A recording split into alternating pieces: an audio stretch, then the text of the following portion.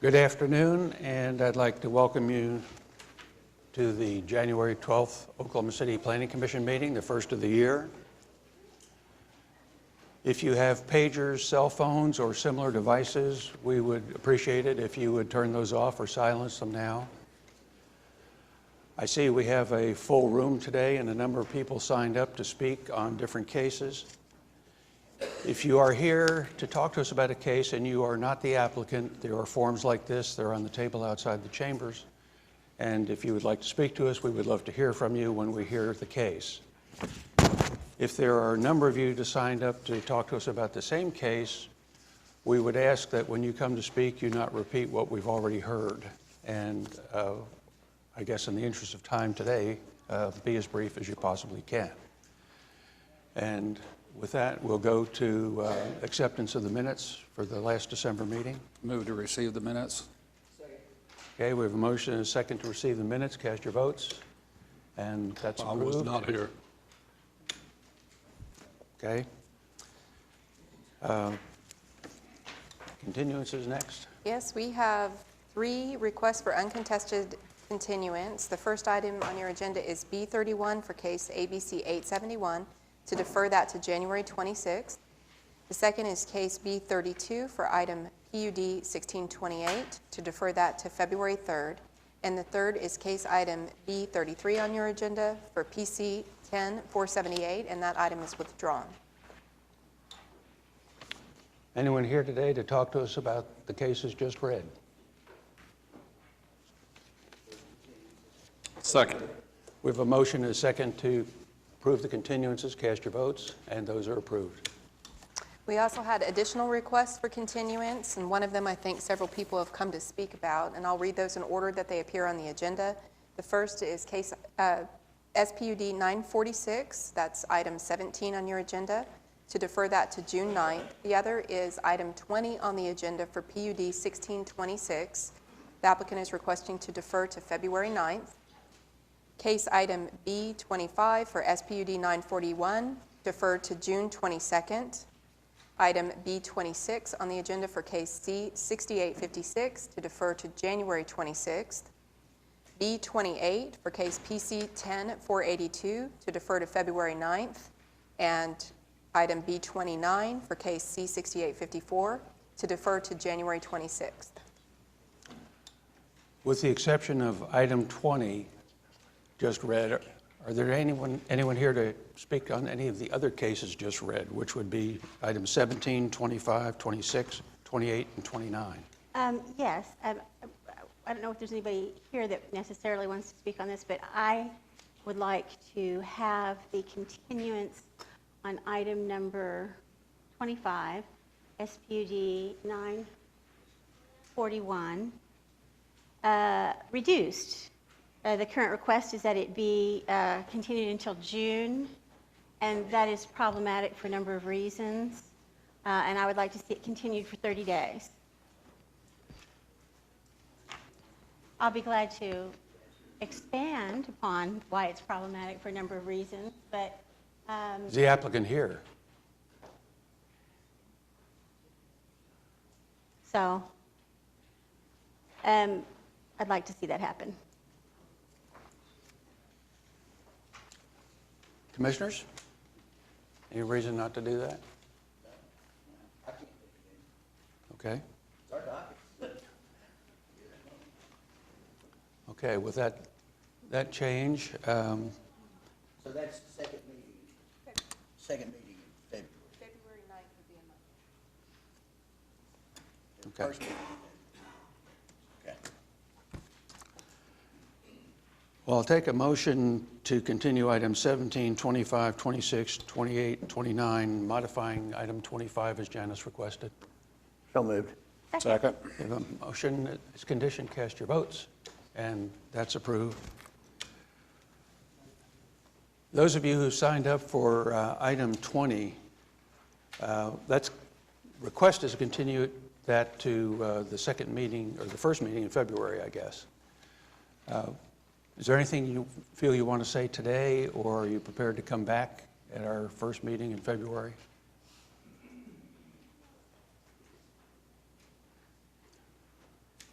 You can come forward. Give us your name and address, please. My name is Craig Thompson, attorney at law, 3904 East Reno, Okay? Oklahoma City, and I represent the corporate Oakdale Valley Homeowner Association. The association doesn't object to the continuance as set forth, just request additional time to speak should the commission decline that request. No problem. If it's heard in order, you have an opportunity to speak. Anyone else want to talk to us about item 20 before we act on it? Move item 20 to, what's the date? February 9th, I believe, the February first meeting in 9th. February. Okay. Okay, we have a motion and a second to continue item 20 to February 9th. Cast your votes, and that's approved. Are there any other continuance requests from the public today? Okay, we'll go to You the want to consent. give the folks, all the folks who are here on item 20, you're welcome to stay, but you don't have to. So Yeah. we might give you a sec if you want to leave.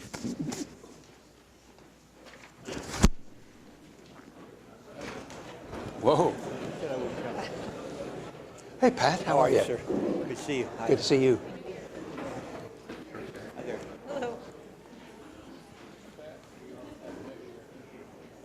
Well, that's going to empty the room a bit. Didn't expect that.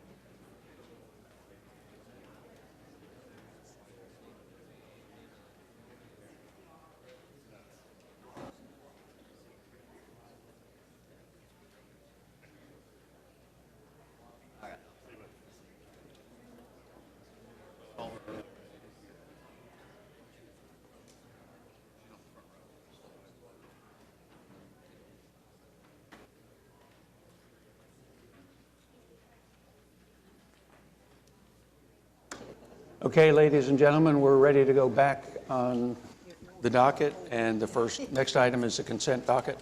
Okay, we have 7 items on the consent docket, which I'll read in order. The first item is PUD SP 1535.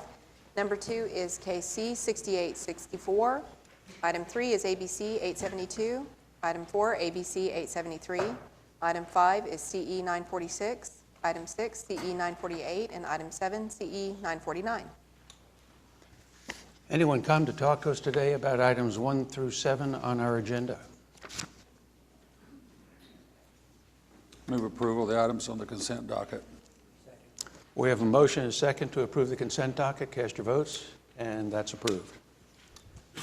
Under items requiring separate vote, item number 8 is DA 24814. It's a lot split deed approval located at 7623 McGee Street. It does require variance to the subdivision regulations. Is the applicant here?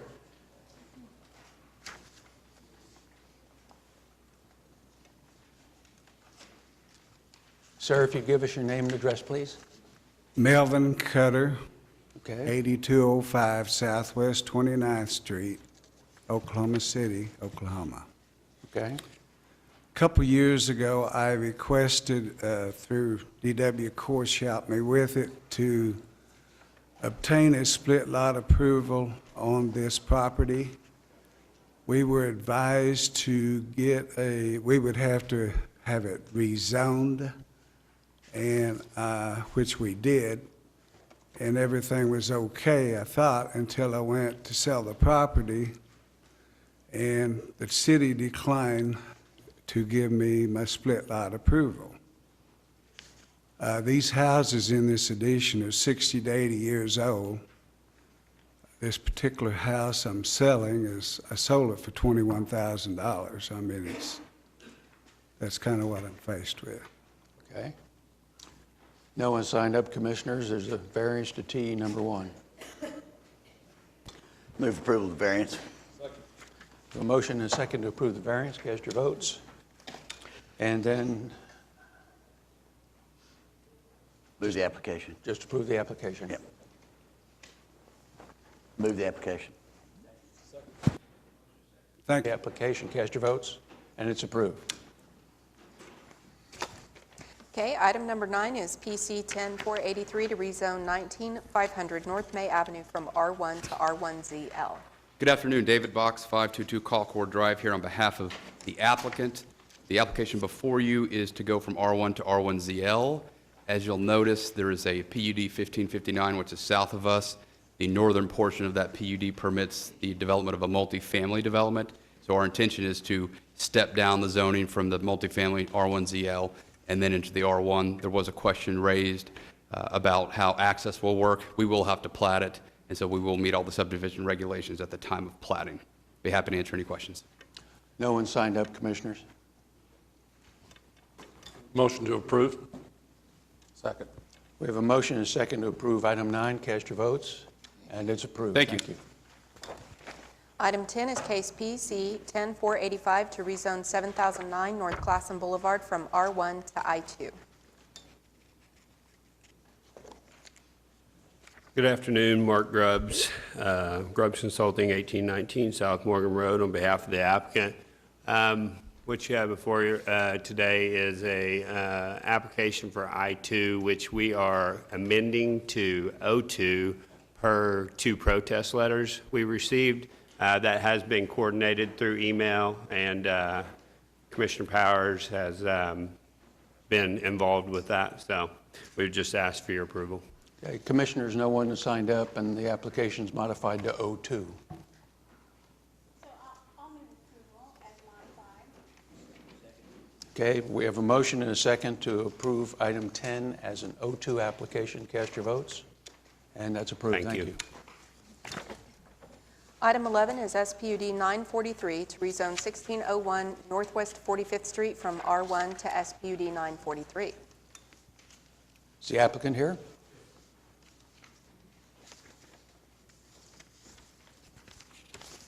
What's your Hello. name, please? My name is Ram Akorian. I'm with Ram Real Estate Solutions. And so when I first submitted my application, the idea was to rezone from an R1 to R3 with 2 duplexes. And after presenting that to the committee, there was some concern on the population density. And also, it was recommended that we would go through the SPUD process. So we did do that, did do the SPUD, and so the latest SPUD at this point in time that's documented states 3 units on that property. And Janice and the neighborhood, or a few members of the neighborhood, we had a meeting earlier this week to discuss that SPUD proposal. There's still some further concerns, so we went down from 3 to 2 units, and we are comfortable with, or we, meaning Ram Real Estate Solutions, is comfortable with putting 2 units on that lot. Okay, Janice, 3 people are signed up. We're here for the amendment? If you'll sit down for a minute, we'll hear from the 3 people who've signed up, and then we'll ask you to come back. Norman Begin?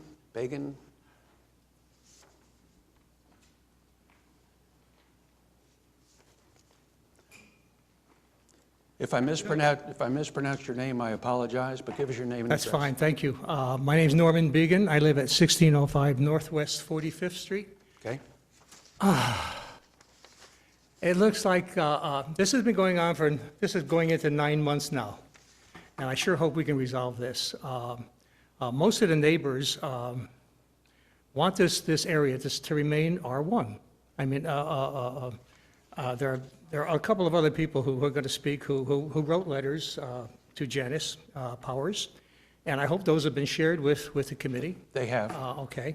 I have an additional letter here from Patrick Shadrick, and if you'd like to look at that, I'd like to submit that also, or I can read it Please, if for you you. give it to Commissioner Hensley.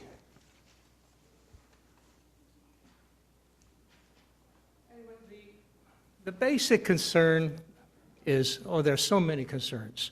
One, that the neighborhood is, well, the streets are narrow, additional parking is going to be a problem. We have one neighbor who was recently, well, you sent a letter that you got, who was recently T-boned as he was leaving his house and crossing that first street because of cars parked on the street. This is it's a quiet neighborhood, it's a nice neighborhood. What's being proposed is not going to fit in with the character of the neighborhood.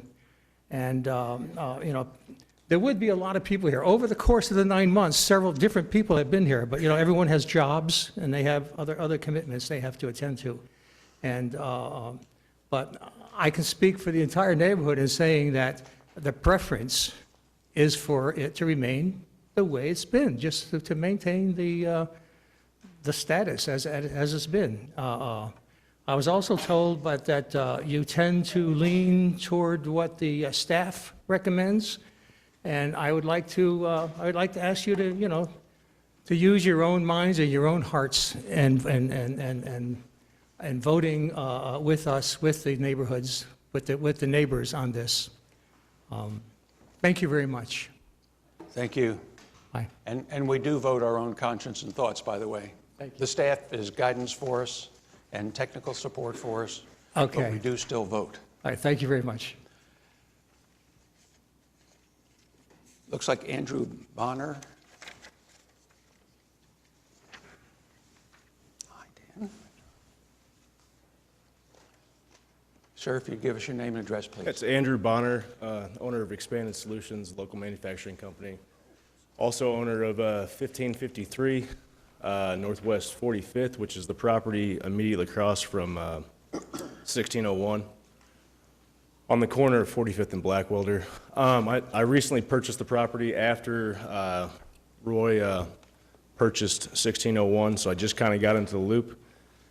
The house, 1553, my house, was a rental house for the last 30 years, and it was kind of low rent, if you will. And the trend in the neighborhood, not just this specific block, but the trend in Oklahoma City is rehabilitating houses, you know, gutting the interior of the houses, keeping the exterior charm, keeping the feel of the neighborhood. Because what we're seeing is we're seeing a lot of people that have moved out to Yukon and Mustang and Edmond and Moore and Choctaw because they want single-family homes. They get out there, and then they don't have access to the entertainment that we have in Oklahoma City. And this is a great neighborhood because you're right by Penn Square, you're right by the highway. You can leave a Thunder game, you can be home in 15 minutes. You can get home from the airport in 10 or 15 minutes. And, you know, there seems to be a lot of opportunities for apartment types and rental properties. I know people in this neighborhood that have sold their houses, their single-family homes, in less than 24 hours before they even put a sign out. And my intention with this property is to gut the interior, keep the exterior the way it is. You know, it's 80 years old. It's a brick house. It's got a brand-new roof on it. My intention is to turn it into a nice house, not a $400 a month rental property where they don't mow the lawn for 6 or 7 years. They don't cut the trees down for 6 or 7 years. My intention is to help improve the neighborhood. And I think you're going to hear from Nathan next, who owns on 45th what appears to be an empty lot as a brand-new house. And him and his family live there. There are several other houses on the block. And this obviously affects me personally because it's going to determine what I do with the property. If there are rental properties right across from me on Blackwelder, that's going to make it less desirable for somebody to come in and buy it. And it's going to make it more likely for me to want to turn it into a rental. And I don't think that that's, you know, the direction the neighborhood wants to go. And I don't think there's a lack of buyers. And if anybody knows real estate in Oklahoma City, you realize that there's a huge influx of people in their 20s and 30s that want to be closer downtown. So I'm opposed to multiple units. If 2 units are approved, it is my opinion that 1 unit would face Blackwelder and 1 would face 45th. As you'll see south of 45th, That's what happened years ago. The house on the southwest corner was a single-family home, and they had a rental property behind it. And so it was one lot, it's now two lots, but it kept the charm, it kept the neighborhood feel on 45th, to where you had, all the homes were facing 45th Street. Okay, thank you very much. You're welcome, thank you. Mr. Rex, Nate Rex.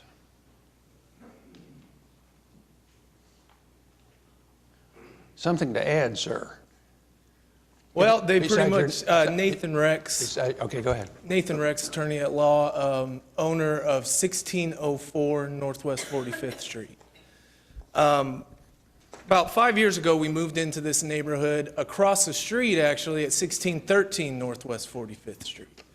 The primary reason we stayed in this neighborhood and ultimately purchased the property at 1604, we just loved the neighborhood. We loved the charm. We loved the community feel to it. Primarily, everybody around us was homeowners. We had other opportunities to move away from the neighborhood, but ultimately we purchased the neighborhood based upon those facts. Now, since then, of course, this property has been purchased as well as a few others around the neighborhood. And this property in particular is wanting to change into multiple dwellings. Had we known this when we purchased our house, we'd have never intended to stay there. My belief is you guys allow multiple units on this house, it's going to be a snowball effect. Like Drew stated, a lot of these properties are older and they need repairs. But the fact is, people are coming in and repairing them as single-family homes in the way that this neighborhood was intended to be zoned. Zoning laws were created for all of us in protection of us and our property. And I feel like if you allow multiple units on this, they're only going to become rentals. They're going to become similar to the property directly behind this unit, which is in complete disrepair and is the biggest eyesore of our entire block. I have a young family, and my kids enjoy playing in the front yard. I'm the individual that was involved in a T-bone collision there on 45th and Blackwelder about 2 years ago. Just south of the stop sign there's a truck parked on the side of the road. There's a bunch of bushes along the line here on Blackwelder on the west side of the road, and as I approach the stop sign, I look to my right, and I can't see anything but this truck parked. I look both ways, I wait a few seconds, I proceed across Blackwelder, and I'm instantly T-boned on my passenger side wheel well. The lady jumped out and said, "Oh my gosh, I'm so sorry. I had to come across into the other lane because an individual was parked on the road. I never saw that individual and ultimately was in a car accident." Had my young child been in the car with me, I'm afraid she would have been seriously injured. Not only that, the kids playing in the yard, kids on bikes on streets is inevitable. If you allow multiple units at this property, cars will park on the street.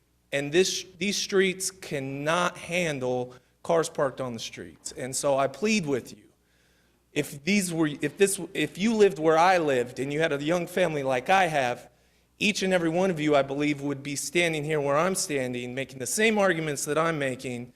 Please keep this a single-family unit. Thank you. Janice. Commissioners, when this item first came to us, and it's been many months ago, it was on a straight zoning application for a proposal to put 2 duplex units, so 4 units total, on this lot. The commission gave the applicant some pretty specific instructions that, R2 might be appropriate, the R3 he was seeking was not, but that even in R2, really ought to be in an SPUD, so that there could be some additional safeguards built into it. And he has embarked upon that adventure. And what he has before us today is an application for much more of what we're seeing now. Instead of duplex side-by-side units, they're 2 single-family structures on 1 lot. And that's the only thing that is permitted under the SPUD that's before us today. Each will have parking for 3 cars, including a garage space. They've agreed to an 8-foot fence along the western property line between them and their neighbors to the west. They've agreed to opaque second-story windows for the protection of the privacy of their neighbors to the west. And there need to be, and I've already sent staff some language to tighten up a few little provisions with respect to the master design statement, and the exhibit for it will need to be redrawn from 2 units, or from 3 units down to 2. The properties do face Blackwelder, and frankly, one of the things that I remember hearing initially was, an objection that they face Northwest 45th Street, but for one of them to face one way and one to face another is a little bit more problematic just in the layout of the lot. This is not an uncommon configuration in this neighborhood. There are a lot of lots that have little houses out in the back. Not all of them are zoned to reflect that, but this seems to me like a good compromise between what's being sought here and what the neighbors would like to see. The appearance of the structures, and there's a photograph attached, I think, to your application or to your staff report. It's very residential in appearance, 2-story, 3-bed, 2-bath. Oh, So, I didn't make a comment. Did you say there'll be 2 single-family houses on this? yes, Yeah, he's reduced his This shows request. 3. that's He's right. reduced his request, Bob. What? He's reduced his request to 2 from 3. Okay, but I don't know what that looks like. I don't have any rendering of what the materials are, what the building is.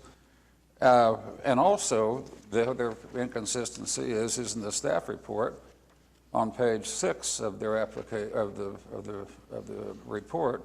The staff report continues to say the proposed R3 medium-density residential district. That's what the staff report says, and the SPUD says R2.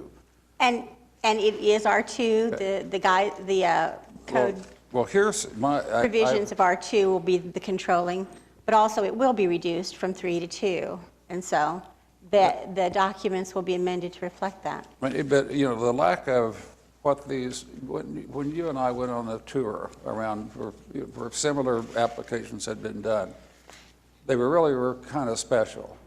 I don't know what this is. I don't know if this is one of those or a square box with a roof and no amenities whatsoever. I don't know anything. But what I do know between the last meeting and today is that I drove around the neighborhood, and I appreciate everything that they're saying.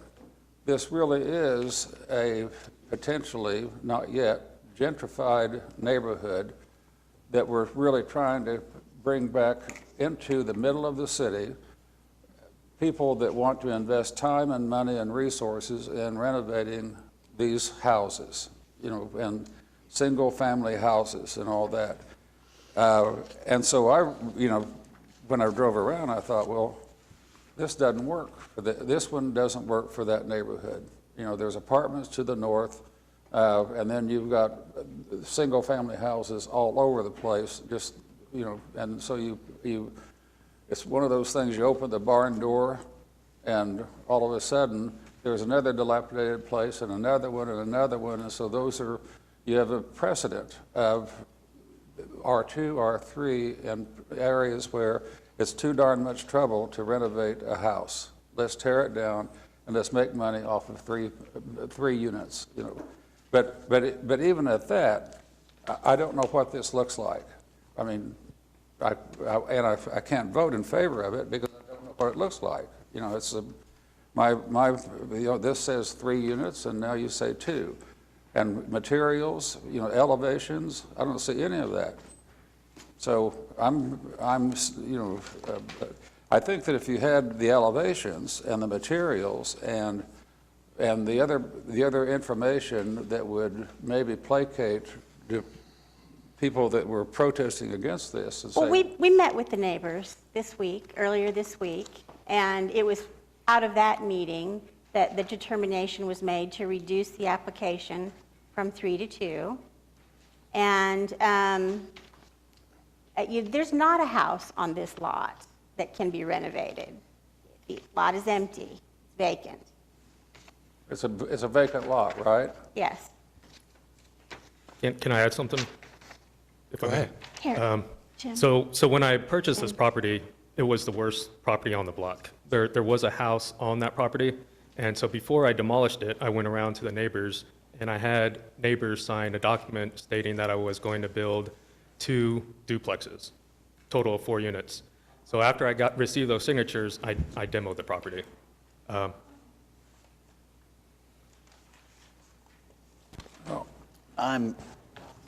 got a question, and maybe the staff is going to have to answer this. It says sidewalks, and there's a little note there that shows sidewalks out in the street. Tell me how that's going to work.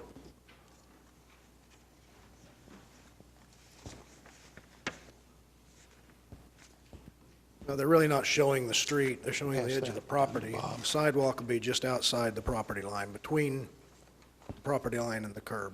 Okay, you got 12 and a half feet from the center of the street back to the back side of the curb, and they're showing this out in the street, a 25-foot street.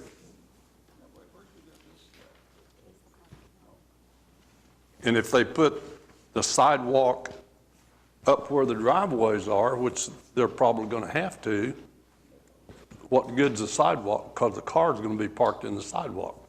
One of the commitments that they have made is to meet the requirement for 18-foot, which is what the city requires, driveway, and that the sidewalk will not overlap that. So there will be room to park a car without it overlapping the sidewalk. Mr. Rex, if you have something to add, you can come up and we'll hear you in turn.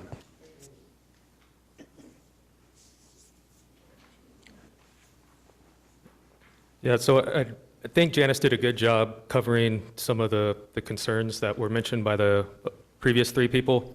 Another thing that I caught was fit in with the neighborhood.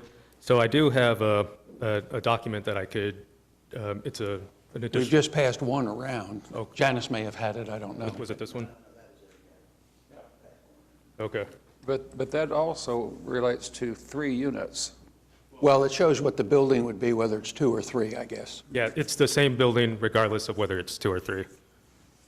So, This is what you're going to build. right. Bob, would you, where's that, Pat's got it right now. Could you let Mr. Rex look at that? He's standing right here. Okay, that's fine. I don't know that it's relevant for our discussion about what you did with the neighbors, about getting their consent to demolish or whatever, because that's ancient history. It's done. Right. Okay? We got a land use case in front of us. We don't have a discussion about what I said to the neighbors or what they said to the neighbors. That's irrelevant. Okay? So let's make a decision about the land use and stay away from that. We've got an elevation of what he says he's going to build, 2 units. So, I mean, look, if I look at the zoning, there's an R2 zoning right next to this. There's R2 across the street. There's R4. So I agree that there's a predominance of single-family dwellings, but it's not universal. There's room for other sorts of zoning in this area. This is new construction. The picture that he just showed me is characteristic of the homes that are in that neighborhood because I'm familiar with it. So, you know, it sounds like the driveway issue has been solved. I don't think we need to hear this again. We've been down here, as Mr. Began said, we've been down here 2 or 3 times. Let's act on this and move it along. Okay. So I'll move approval. Mr. Rex, do you have anything that doesn't have to do with the history? Okay, thank you then.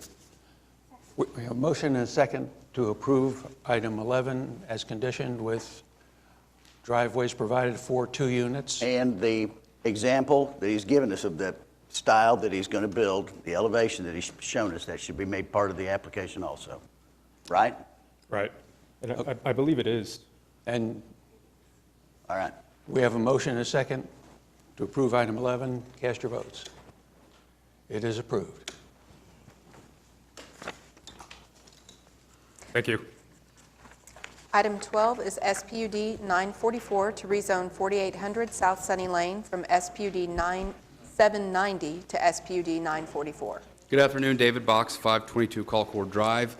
On behalf of the applicant, what we seek today is a SPUD that would take this piece from what would allow multifamily to personal storage. We have incorporated the facade regulations this Planning Commission has known and grown accustomed to requiring, dealing with the way things are faced, pitches of roof, building materials, and colors.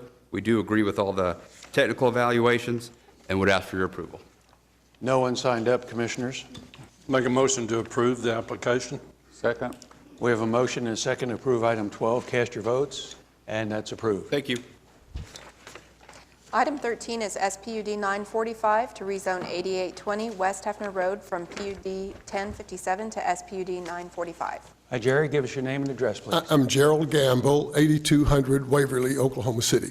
Okay. And the only change is to allow single family and everything else remains the same, is that Yeah, correct? let me give you a little bit of history because there's a couple of things in the staff report that I didn't get until Tuesday. Okay. And I've talked to Lance, but I couldn't talk to Nathan. This property was zoned under PUD 15 or 18 years ago, primarily for C3 uses with some restrictions. And along the westerly line of the property that we're requesting to be zoned with the PUD is a drainage area that runs north and south. So originally, there was about 4 acres west of the drainage area on the corner, 1 acre east of the drainage area, which backs up to the homes.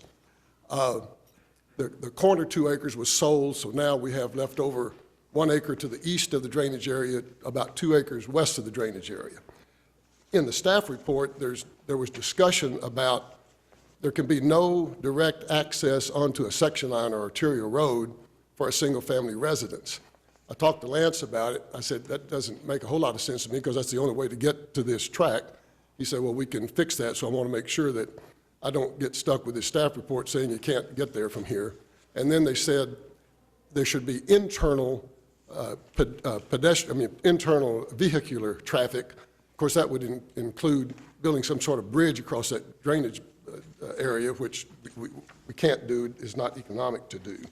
So I don't know if that's still in the staff report or where we stand on that, but that was my conversation with Lance. The other thing is there's a 12-inch water line on County Line Road, there's a 24-inch water line on the north side of Hefner, and there's an 8-inch water line over on Cliff Hollow.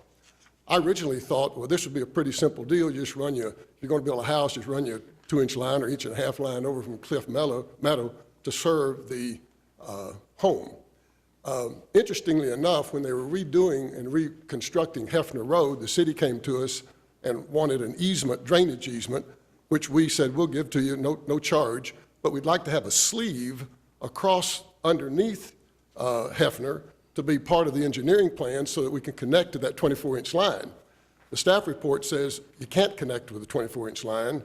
I didn't understand that you couldn't connect with a 24-inch line. We've done it in other places. I know you have to downsize it to a 12-inch, but for it to say you cannot do it, I need to talk to somebody about sure and make sure we don't get stuck with that deal. And then the other thing is it says that we should build a 12-inch water line all the way from County Line Road over to Cliff Mellow Road and make it a circular, looped area. Economically, we're not selling the land for enough to pay for the $100,000, $200,000 worth of, land to put in there. So the question would be, if that is a requirement to be able to build a home on this, even if it is zoned under PUD, then we can't do it. And maybe I shouldn't have started this deal in the first place. But so I need some advice from staff or somebody. Lance, one, and Curtis, if he's in the back, would he please come around? Before they come, go ahead. I was just going to say the two issues regarding access and circulation are no longer an issue. The other questions are for utilities. Okay. All right. So I note just a couple of things in the staff report. So you seem to be there seems to be a focus on residential, but there's some commercial uses here. Yeah, what I did when I first went to staff, They said, you can't do this administrative. You have to pay $1,800 and file a full report. And I said, well, all I want to do is just add single family to this 1 acre. Right. So that's what I did, paid the money, came in.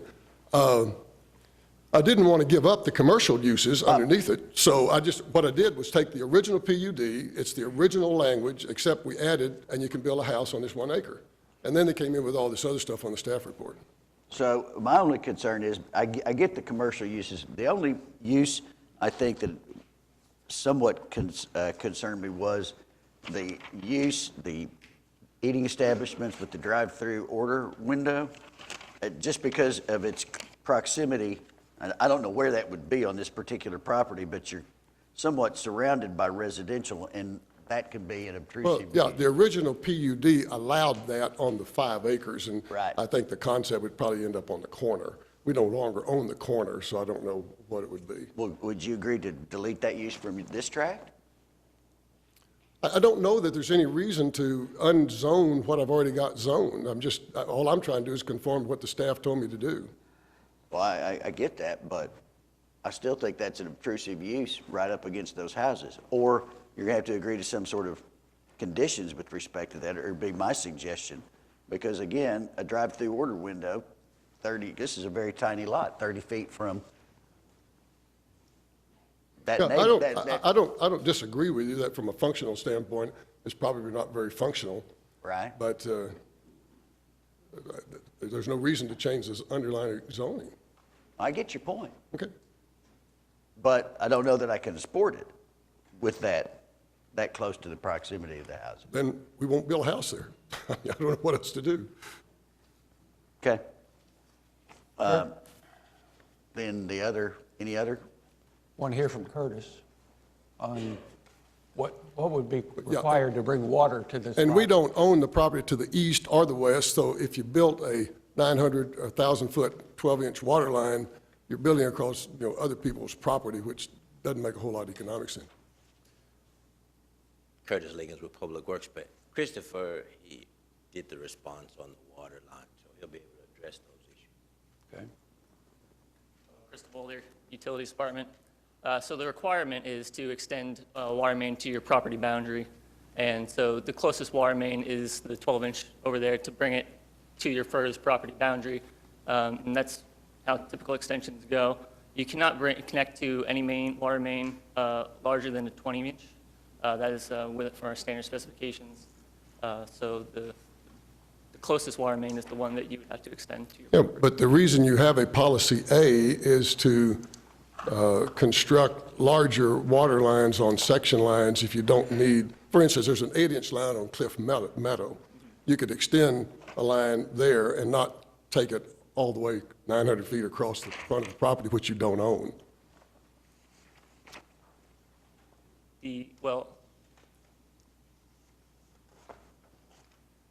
So you're proposing to extend an 8-inch line from Cliff Meadows? No, I was just proposing just to have a service line running from Cliff Meadow over to the house if they build a house there. Well, the main that you have to connect to has to be adjacent to your property, Okay, so you build an 8-inch line 150 feet over to the property line, to the furthest property boundary. to the east property line, right?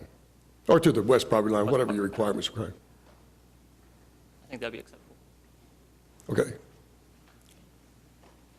So that works? Yeah. Well, what do you want to do? Pardon me, about the uses on this. I mean, I understand and appreciate that PUD 1057 that you came in, allowed you to do a lot of things, and so that's what you've got. But you're adding to the PUD this little bitty place here, and I really appreciate what Commissioner Hensley is saying, is that that's just too narrow for drive-through, et cetera. The other thing, and I think that it's a fair question, is that you have all of these uses and rights, including on your property, EMD signs, 15 feet, other kind of signs, and billboards.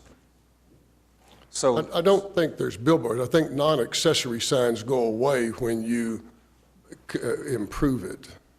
It's what the underlying I mean, PUD but that's says. what I'm reading on your application, on your SPUD. Non-accessory signs shall be permitted, EMD signs shall be permitted, and you have 15-foot signs. And so the issue is that your application comes in with, you want to build a house. But in order to get there, you're incorporating all of the other things that PUD 1057 allows. Well, if you're going to build a house, you build a house. But if you're going to do additional commercial, on that particular property, it seems to me that I wouldn't want a billboard being put on that property. I would just, that's not appropriate, and EMD signs still aren't appropriate on that little bit. I don't disagree with your reasoning, and my only response is, it's already zoned that way. But, well, yes. Right. If you want to change it, we want something in exchange. Okay, so you want me to reduce the usage of a drive-in restaurant, which would be fine, because there's never going to be one there anyway, so. All right? I feel some movement here. This is good. So we can delete the 8,336 use, right? I don't know, I don't have it I in mean, front that's of what me, it says so- in the staff That's the report. drive-through. Yeah, That's the drive-through. That's, all right? right. And then what about the signage? I don't Sure. like negotiating these things up here, Yeah. but I guess the question is, Jerry, are you going to build a house here? I don't know, I haven't sold the property. If it's not zoned, then I won't build a house there, and it's a contingency. The gentleman's name is Mr. Nguyen. He came to me, I said, look, I want to explain everything exactly how it has to happen. You have to go, I've checked with the city, you have to rezone it, you have to make sure that you can get water to this. We've got sewer on two sides, here's your sewer line plans, and whether or not it actually ever gets built, I don't know. So if it doesn't get built, the deal doesn't get made, I'd like the underlying zoning to stay there. I understand Mr. Hensley's concerns, I understand Mr. Bright's concerns, and I think they're proper concerns. Dan? I want to help, but I Well, I'm trying get to where figure you're out, coming from. trying to figure out how to do this. If you want to defer it for 2 weeks or a month or something, and I'll come back, we'll talk with the staff again, because I've been trying to talk to staff about these items, didn't get to before I got here. Well, happy to do that and Happy to do try and that work. for you, yeah. Yeah. Yeah, And what's the next meeting? February 26th, I 26th. guess, of this month, January 26th. Let's just defer it till then, and thank you very much. All right, thank you. Thank you. Okay, a motion and a second, please, for continuing on 13. Zach? We have a motion, a second, and a motion, so we'll cast your votes. And it's continued. Item 14, SPUD 949 to rezone 11900 Northwest Expressway from AA to SPUD 949. Austin Burton, 4555 West Memorial Road, representing Mercy Health. This one we brought before you last month for a straight rezone to C3 from AA, and we're advised to do SPUD instead, so we've prepared that. There are only 2 TEs, and we have no problems with either of those. No one signed up, Commissioners? I've talked to Austin and met with the Mercy folks a couple of times. I think it's a great use out there in that part of the city for us. We could use some additional medical facilities, so I think that it's probably a pretty good development. I generally like the way that they've developed. And you agree with the 2 TEs, right? Yes, sir. All right, and so your screening's covered. We haven't reached the application reflects the screening that they've asked for. All right. You got anything else? I'm ready to move forward. I'll move approval. We have a motion and a second to approve item 14. Cast your votes. And that's approved. Thank you. Item 15 is case C6861, the preliminary plat of Waterstone. This also requires a variance to the subdivision regulations. Ernie Ish, representing the applicant, Mr. Roberts, the manager of the property, is here with me. The PUD, which the Planning Commission saw in August of 16 and City Council approved in October of 16, addressed the issue related to, we have no utilities in the back. All utilities will be on the street side. That's been covered with city staff, and there's no reason for the utility easement. So that's our justification for asking for the variance. I agree with the TEs and ask for your approval. Commissioners, again, no one has signed up.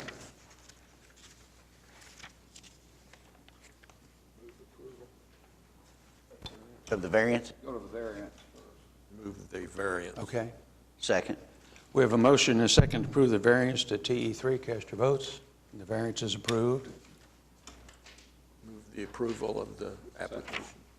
Second. We have a motion and a second to approve item 15. Cast your votes. And that's approved too. Thank you. Thank you. Item 16 is case PC 10484 to rezone 11611 Royal Coach Drive from AA and C3 to R3. Good afternoon. My name is Jason Spencer with Craft and Toll. I'm here with the applicant. This application for you is to rezone approximately 6.8 acre tract of land that's on the north side of Surrey Hills Boulevard. The tract is currently zoned primarily R4 and C3. We seek to downzone it to R3. We think that the downzoning makes sense, as there is already a handful of two-family structures on the opposite side of Surrey Hills Boulevard. We've met with the neighbors to discuss our intentions and answer some of their questions. I believe there's a few of them here to speak on it today. Like I said, we believe this downzoning makes sense. There's no TEs, and staff has recommended approval. I'd be happy to answer any questions. Commissioners, we do have people signed up. Okay, let's go with the people who have signed up. There are 6 of you signed up, so I would repeat what I asked earlier in the meeting. If, oh, I didn't call you yet. And I haven't finished what I was going to say. Okay.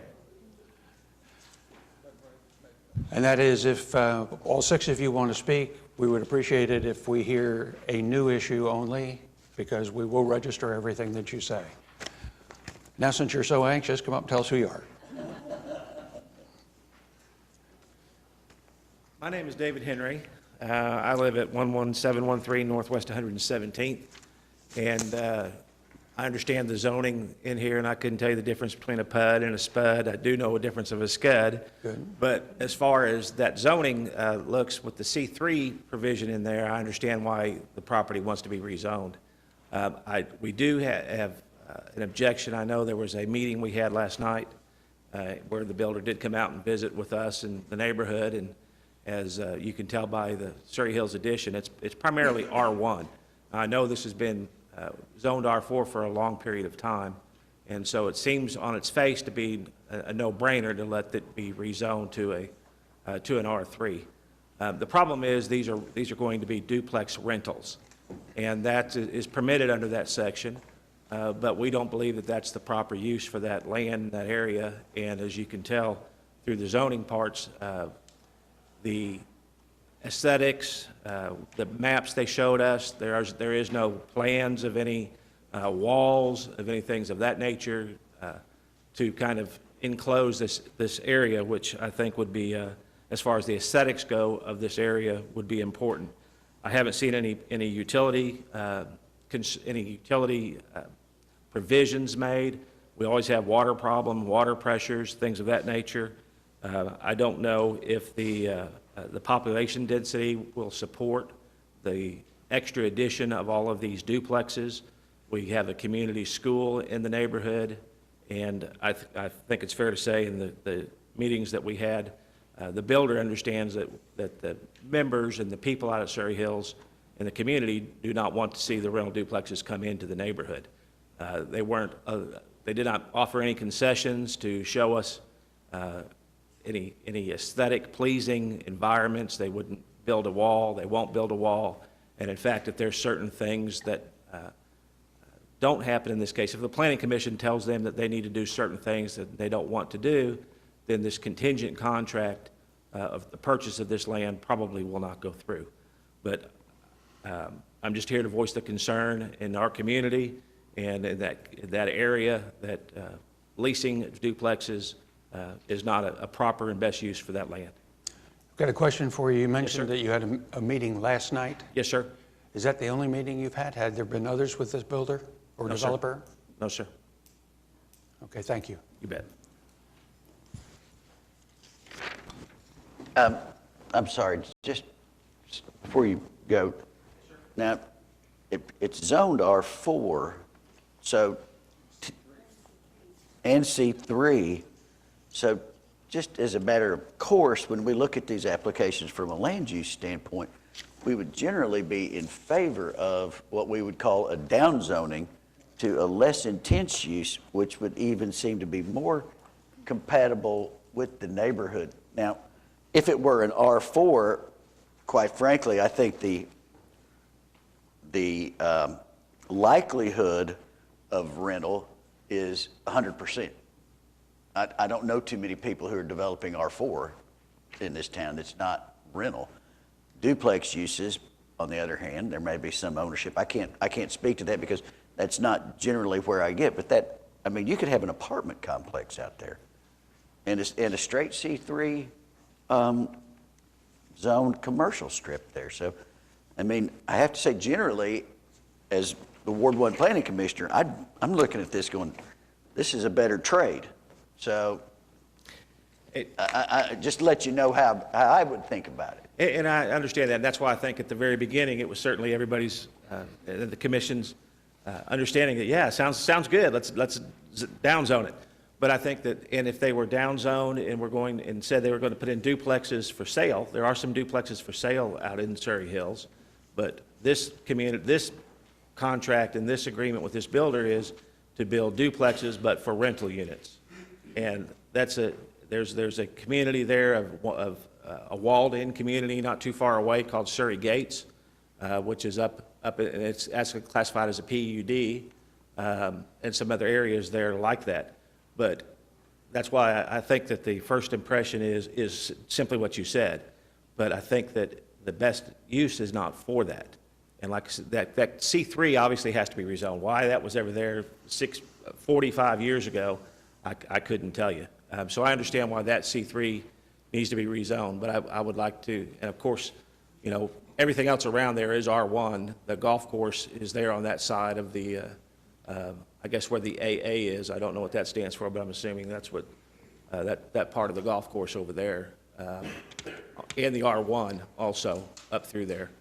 But that's the, so I understand that, I wanted you to understand, I don't believe just by calling it downzoning should be approval for that basis alone.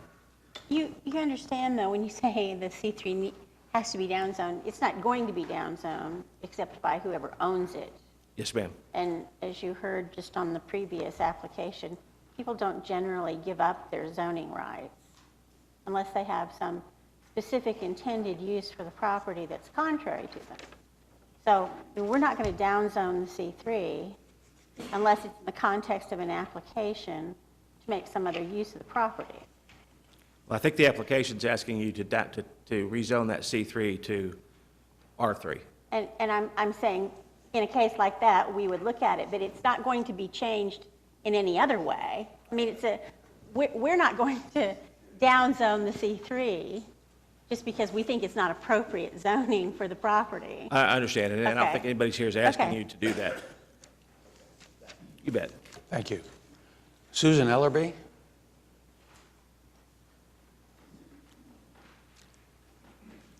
Something new and different, Ms. Ellerby? Yes, I would like to make a comment. Susan Ellerby, 11700 Northwest 116th Street. Our property, our backyard literally looks into this area. And we understood when we bought the property, our home, that the property would be developed at some point with single-family homes. And we would like to remind the commissioners, and I don't know whether Oklahoma City approved it or not, there is currently another subdivision called Del Norte with duplexes, at least duplexes going up in Surrey Hills. They're being built as we speak. And I don't know exactly how many homes are being built there, but that is going to create a real issue, I think, for the school as well. Surrey Hills School has expanded dramatically. I think they are at or very near capacity at this point. And I think putting more family homes in there is just going to increase the issues there with the school system. Thank you. And we are not opposed to having R1, single-family homes behind us. I want to make that clear to the I'm sure. Okay, thank you. Mary Lee Swanson? I'm Mary Lee Swanson. I live at 11728 Surrey Hills Boulevard. And I know it sounds strange that we do not want this to be changed, but we feel the owners told us at this meeting last night that if they could not get this changed, that they would not purchase this property. And we are hoping then that someone who would, that would purchase it, that would eventually put something that would fit into our community. There are mostly homes that are owned and single-family homes in this area, and it is a lovely community. And we feel like, for one thing, when you have 50 units on this area, and they have all of that traffic coming down onto Surrey Hills Boulevard, which is a dead-end street, you're going to have 100 cars coming out of there added to that neighborhood street every day. And not only that, we don't know about the drainage from there or any of those kinds of things. And we tried to make compromises or make suggestions if they would put a wall around, if they would do some different things, which I'm sure would cost them, and they wouldn't be able to put as many units in. And we asked that they be sold and not rented, but they were not willing to compromise with us in any way. So we are just appealing to you to look at our community, and if you can't make a decision today, to wait, to come out, to look at what we're talking about and decide, because if they were being truthful that they were not going to buy the property if it's not rezoned, then this would give us the opportunity to try to arrange to have it sold to someone who would be more thoughtful and caring about what our community is like. Thank you. Thank you. Craig Corrigan?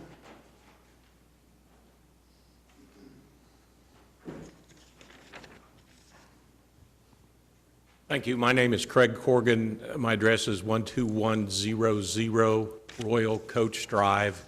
Live in Surrey Hills. Before I make my comments, I'd just, first of all, like to, regardless of what you do, thank you for your service. We appreciate that. In regard to this down zoning, I want to echo what Ms. Swanson just said. The owners, the developers told us last night that if it's not down zone, then there is not a purchase of the property. That gives us hope that this property can be developed in such a way with single-family residences so we can ensure the integrity of our community. If you look at the plat there, as you go north on Royal Coach, all the way to 122nd, those are single-family dwellings, except when you get to Del Norte. And when you get to Del Norte, we have this huge wall that we now get to look at. I'm on the 17 tee box, so as I look now at the golf course, I don't see just the golf course anymore. I see this long line of condos. Now, the condos are nice, they're expensive. It remains to be seen whether anybody's going to buy any of those or not. So, if you're on Royal Coach, we're sandwiched. We have Del Norte on the north end. If you allow this, then we have these rental units, 1,200 square feet per unit on the south end. That is the start and the beginning, I believe, of destroying our wonderful community. You, just across the street from this proposed development, you have $250,000, $300,000 homes. So we understand people have land, they have uses for that land, but at some point, I think there needs to be a position that we don't develop things just for money. If this is not downzoned, it's my belief that the owner of this property would not sell the property to be developed for apartments. He would get so much flack even then that would be even worse. So please help us keep our community, and we'd ask that you not approve this. Mr. Hayter.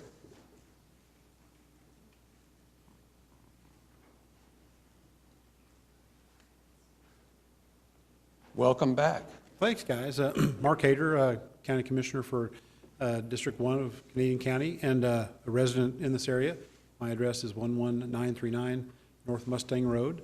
And I was here just to make sure that some of our constituents were represented. I had heard about the meeting, wasn't able to attend it myself, and was understood that it was a good dialogue amongst folks. The ideas that were put out about a walled community with a gate, we've got a couple of those in the area, and that would be a nice addition if this is going to go forward, for example. But anyway, I just wanted to come back and, when I was here last time, we talked a little bit about the development that's going in at Britton Road and State Highway 4. This is in that same area. We talked about also the long-range planning document that you guys have recently approved and the council's approved. And this is one of those things that is certainly going to add more bodies and vehicles and things to traffic and pressure on all that infrastructure. Mustang Road, Councilman Griner came out to a previous meeting on that development and drove around and said, wow, these roads are in terrible shape. I hadn't seen these before. And so it goes back to the point of and I would say on that development, when we had concerns expressed about that, this body had some of the same concerns, but we were told at that time that, well, this is the wrong time to come. You should have come back when we changed zoning in the first place. And so that's why I'm here on our constituents' behalf. And again, I'm not opposed to development personally. I know it's coming. I live in the area. I expect it. But I would prefer something, and I think most of the citizens would, something that is more contiguous with the intent and the nature of our community. So anyway, appreciate your time. And as he said, I appreciate your service because I've been in your shoes in a lot of places. And you don't always get a lot of people coming up and giving you high fives about what's going on. Thank you. David. I'm sorry, never mind. Got a question for you. Sir. Why can't you build R3 on an R4 zone site? We can build the R3 on the R4 zone site. The C3 would not allow for that. So we're trying to clean it up and zone it all to the same. So, and if I can respond to some of the comments that were made. As far as screening and all that, we will meet the city's requirements for landscaping and screening. And as far as the water, sewer and all those things, we'll meet engineering requirements for that. There was comment on the drainage. Most of the site drains to the west, would drain away from any of the neighbors. The two-family housing is not completely uncommon or uncharacteristic for what is in the neighborhood. Directly across the street is R4 zoning. There are a handful of duplexes already there. And we think that this would fit in with the community. And as far as delaying this, for the sale of it, the property's been for sale for quite some time and hasn't sold. And we've got a developer on hand. We think this makes sense and would ask for your approval. Okay, commissioners, Mike? Mr. Chairman, I have a question. Okay. I know we've only talked about downzoning, this whole thing from R4 to C3, and I missed it. We're upzoning too. We're upzoning an AA area in this place because that's agricultural on the whatever side it is, west side. So we've downzoned and upzoned. But when I read this application, as I've said before, straight zoning issues, especially when you have compatibility issues of neighborhoods that have single-family homes, et cetera, and just like the one with the two-lot thing, is that I really think this should be a PUD. And I want to see what the materials are. You mentioned we'll comply with landscaping, we'll comply with, I want to see what you're going to do. That's really, I mean, straight zoning, when you are surrounded by really concerned neighbors that want to know are these going to be, clapboard buildings? Are they going to be brick? Are they going to be, what the appearance is? How the thing is laid out? What the parking is going to be? All this stuff that goes into this kind of community. And Mr. Chairman, the chairman is right. You could build a duplex on these, on an R4. You could do that. But you've got a problem with that C3 over there. You've got a problem with part of this land is zoned agricultural. Whenever you try to combine all those things, and particularly when you have meetings with neighbors that are saying, wait a minute, we can do better than this, then when I wrote notes on this, when I looked at them and reviewed them for the meeting, I thought this should be a PUD. And that's what I recommend happen. I want to know what's going on. And so do they. And that's why we had the meeting with them last night. We did show some exterior views of what the builder's planning to build. However, at this point in time, they can build an apartment complex and a, fast food with a drive-through over there. We believe that downzoning to R3 makes sense. We believe the product that we're coming in is a good compromise for everybody, and would prefer to stick with the straight zoning. No, and I appreciate that comment, because it's one of those things that if it's not approved, then you people that live next door to R4 and C3, you better wish, you just take your chance of something else going in there, and it's an apartment complex and a fast food drive-in or a bar, whatever it is that the better thing would be your application, your proposal, that would be, it would be better. But I would like to know, and I think the residents of the neighborhood, Surrey Hills, would like to know what it's going to look like, what the architecture is going to be, what the materials are going to be, what the landscaping, what the layout is of the whole project. And that's what I would really prefer. I have to kind of agree with that. I'm super familiar with Surrey Hills. My mother lives out there. In fact, she lives just down the street from Mr. Hedder. And over on the other side of Surrey Hills Boulevard, I think it's off Coachman, where it comes up around to Hastings, there's an area that's being developed currently with duplexes. There are duplexes all over Surrey Hills, and the ones that were built originally, you can hardly tell them from a house. They fit in fine. They're owner-occupied for the most part. They're well-maintained. But with respect to these new duplexes that are being built, they're being built very inconsistent with the area around it, I'll say. And so, it's not so much that I have an opposition to R2 uses for the area, because as I say, there are some all over Surrey Hills, but I would like to know what they're going to look like, how they're going to be laid out. So I think I too would like to see this put into a PUD or SPUD or whatever would be appropriate. Well, on that, we would prefer not to have to come back with a PUD. We do have a preliminary plat that's in, so you can see what the layout would look like. And like I said, we have talked with when we met with the neighbors, we did provide examples of what the facades of the buildings would look like, and I've got a copy of that I can pass around if you'd like to look at it. And I do think that this goes along with what's already there. I think that this will fit in. And the owner intends to own all of the buildings and lease those out as primarily geared towards an older demographic. Yards are to be maintained by the owner. And so, I know there's a lot of concern with the rental units and all that, but I think that with that extra incentive, they'll be keeping up those yards and keeping that looking nice. Okay, I think we need to move this one way or the other. I'm going to give you, here's the thing, I don't think you can get to 5 with this panel. Just giving you my estimate, because you got 2 that have pretty much said, and I don't know what Jimmy thinks or Gary, but it's going to be a close call for you. So you need to kind of figure out what you want to do with your application, because there's going to be a motion you may not like it. Now, if you want it heard, it's your case, not mine. Sure. But I'm just doing a quick straw poll, and it doesn't look like your best panel. Please give me 1 second, I'll confirm. Sounds like an idea. Maybe you want to think about it for a couple of weeks, maybe a month.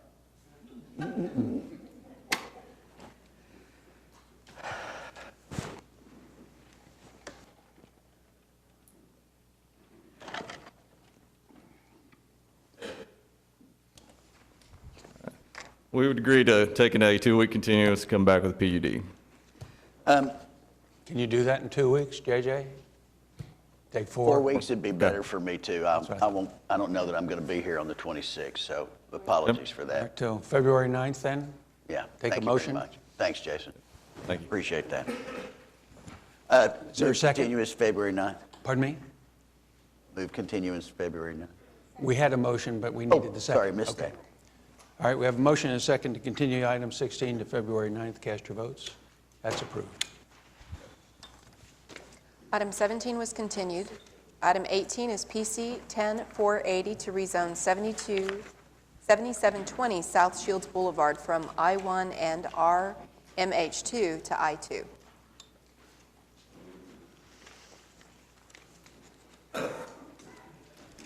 Mr. Chairman, members of the commission, my name is Joe Covey, here to represent the applicant on this application. This item was continued from your last meeting at the request of Mr. Bright, or motion of Mr. Bright, to possibly come back to you with a SPUD. Main concern, I believe, was the billboards. There is a billboard within 750 feet of this piece of property. Besides, I mean, as it was said the last time, the owner, the applicant, is not wanting to have a billboard. He's wanting to build a small industrial park. And as it sits right now, if he has I-1, he could have a billboard if he wanted one, but he doesn't want a billboard. I mean, he could put a billboard in I-1. What we're wanting to do, we have I-2 to the north of us for the entire length of the depth of our property. We have I-1 to the south of us. He owns the I-2 property to the north of this piece of property.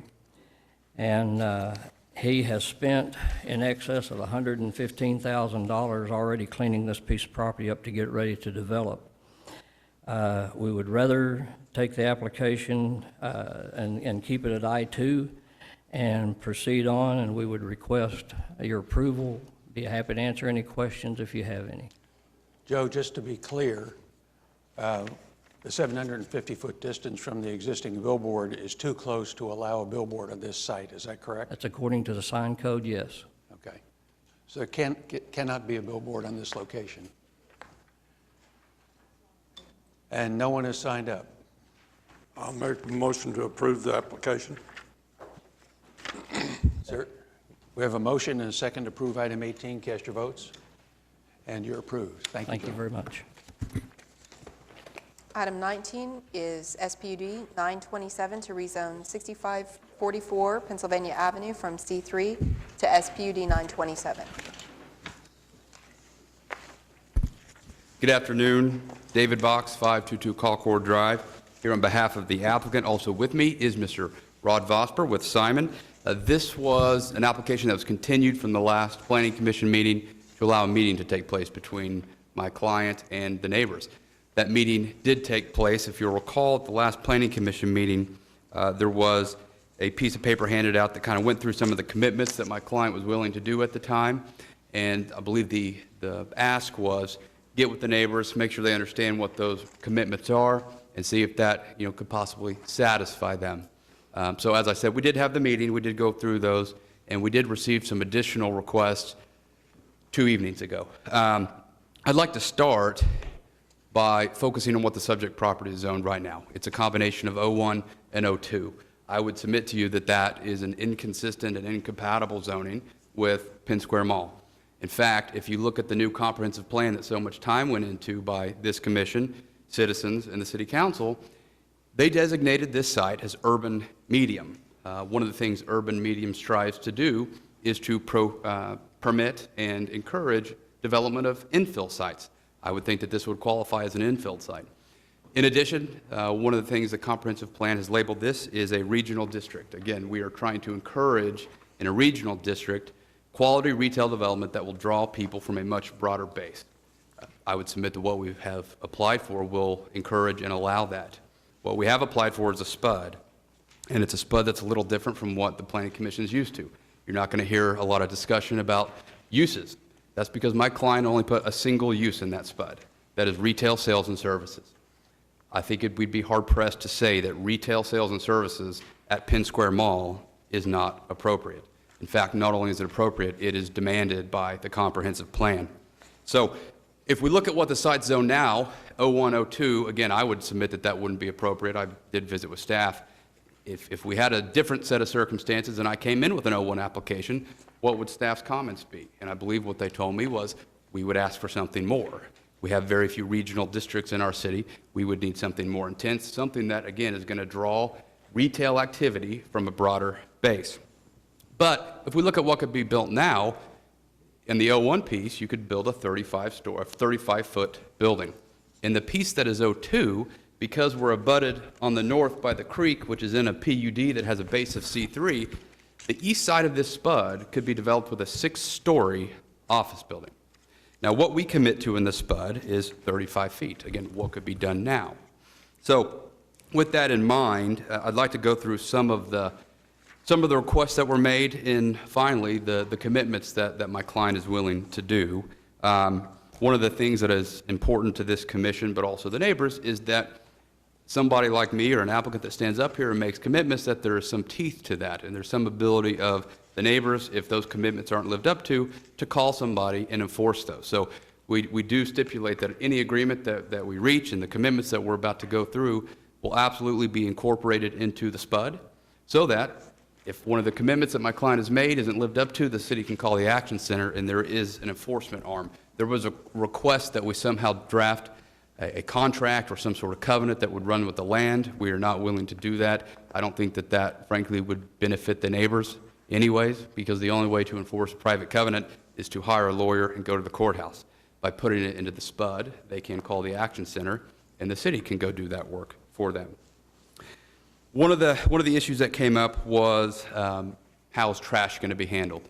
So what we're committing to do is that the SPUD shall incorporate an 8-foot tall cedar fence, 8-foot tall screening wall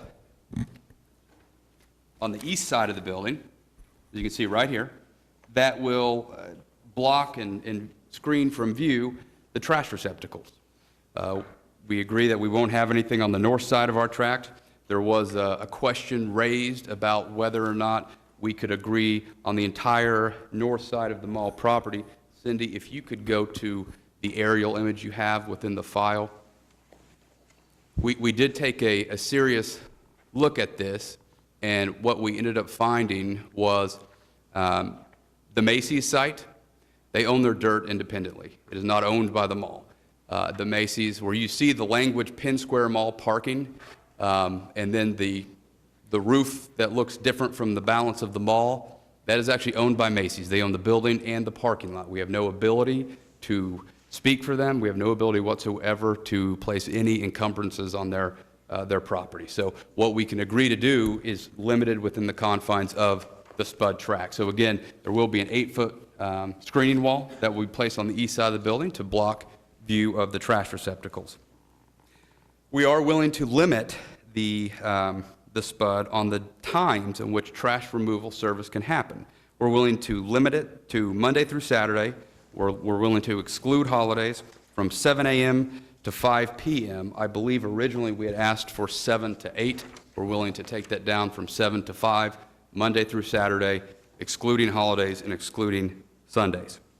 The question was raised about lighting fixtures.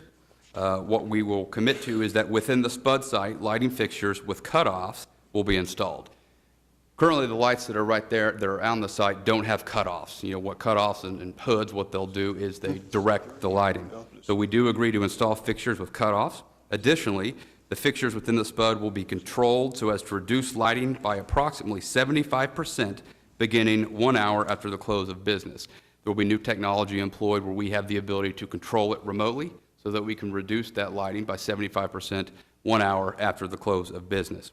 Again, the request was made on the entire north side of the property.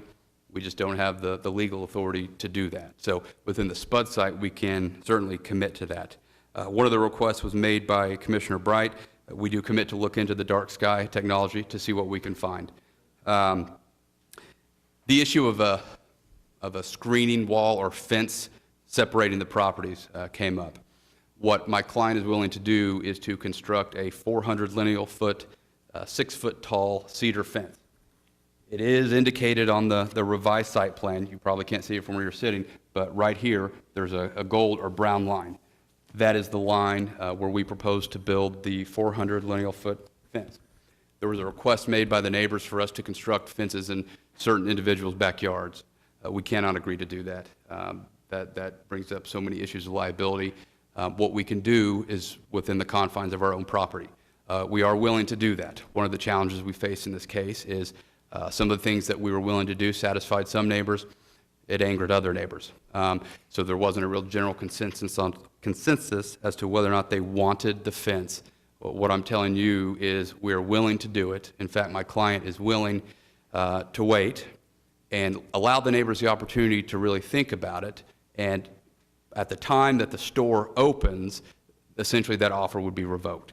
And that's not meant to be mean, it's not meant to be punitive, but you can imagine a large project like this, there's budgetary issues that come up, and a project is budgeted. And so once the project is closed out, there'll be no mechanism 3, 4, 5 years from now to say, hey, we want a fence. So we're willing to commit to the fence. We're willing to allow the neighbors the opportunity to wait until such time that the store opens. But upon opening, if the fence is not built, that offer would be revoked. One of the other things the neighbors made clear is they want a person, somebody at the mall that if issues arise, they can talk to. So we are willing to commit to getting them the contact information for the mall manager, as well as Mr. Vosper, who's with Simon in Indianapolis, so that if things happen and there are concerns, they actually have folks they can talk to try to address those concerns. Signage. This SPUD is extremely unique in that the applicant seeks no independent freestanding signage. What we will have are attached signs on the building, and then this individual user will be able to put a plaque or marquee on all the other existing mall signs that are already there. But no independent freestanding signage is requested within this SPUD. The right out that's currently existing within the SPUD tract, that is a right only onto North Pennsylvania Avenue. Some neighbors wanted us to remove that, others didn't. I'm going to leave it into the sound discretion of this able body to determine if they want that right out cut off or not. My client is willing to cut it off if the Planning Commission so desires. If the Planning Commission doesn't desire to have it cut off, we're fine with having it as well. It's up to you. There was a request about my client making an annual monetary contribution to the HOA. We absolutely cannot agree to do that. It would be unprecedented. I think it's inappropriate in a zoning case. We just simply cannot do it. Two other items that the neighbors wanted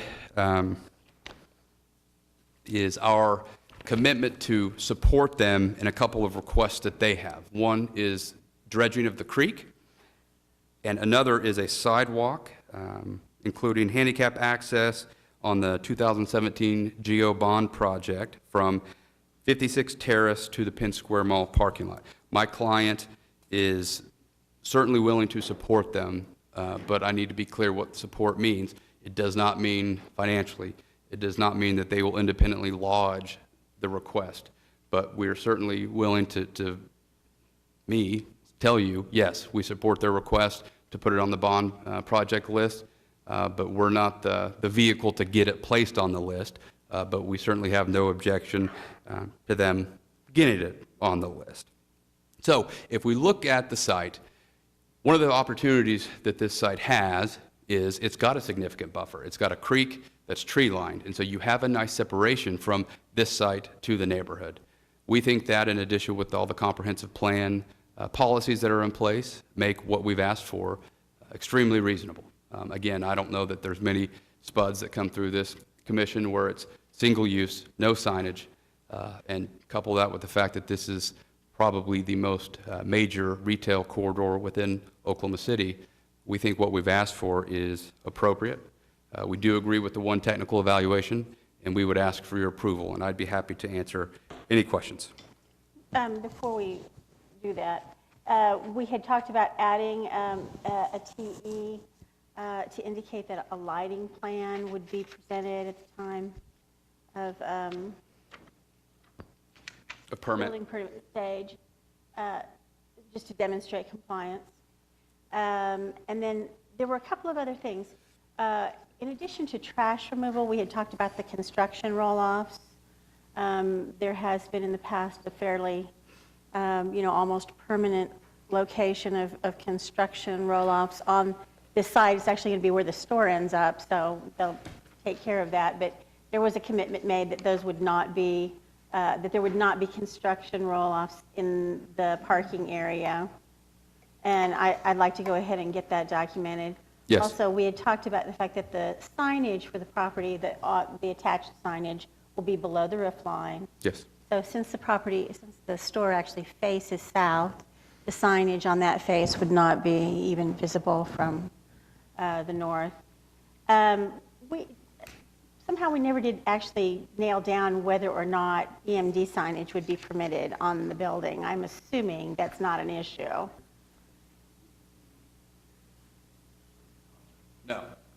No EMD as such. And then the last thing, in addition to the commitment in the SPUD that it's a single building, there was a request that be further limited or specified, clarified, to be a single tenant or a single user, so that that building cannot be divided into other uses, multiple uses. And they've agreed to do that, so. We agree. So that's where we are with that. Do have some people signed up to speak, so we'll hear from them. Mary Ann Carter first.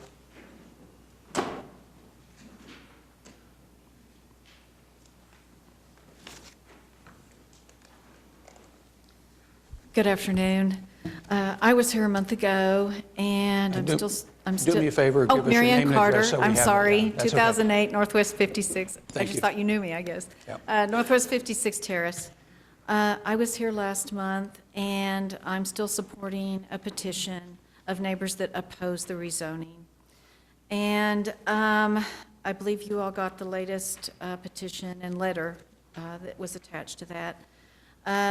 We have over 90 residents on now both sides of Pennsylvania Avenue that have opposed the rezoning, and over 50% of residents within the statutory notice area have also opposed it and are included within the petition. I'm going to address here what Mr. Bach said about the 01 and 02 zoning. And that being the current zoning, and whether that's appropriate or not today, whereas it may have been appropriate, 10 or 20 years ago, we read that intent of the zoning that it was to be a protection for our neighborhood, a limitation on the mall to be able to put retail within arm's length of us. So whether the actual zoning of 01 or 02 is dated today, I believe the intent of the zoning was to be a protection. And that's what we're opposing. I believe last month you said that we live by a mall and implied that this would be something that when you live by a mall, we could expect additional retail. We didn't expect it.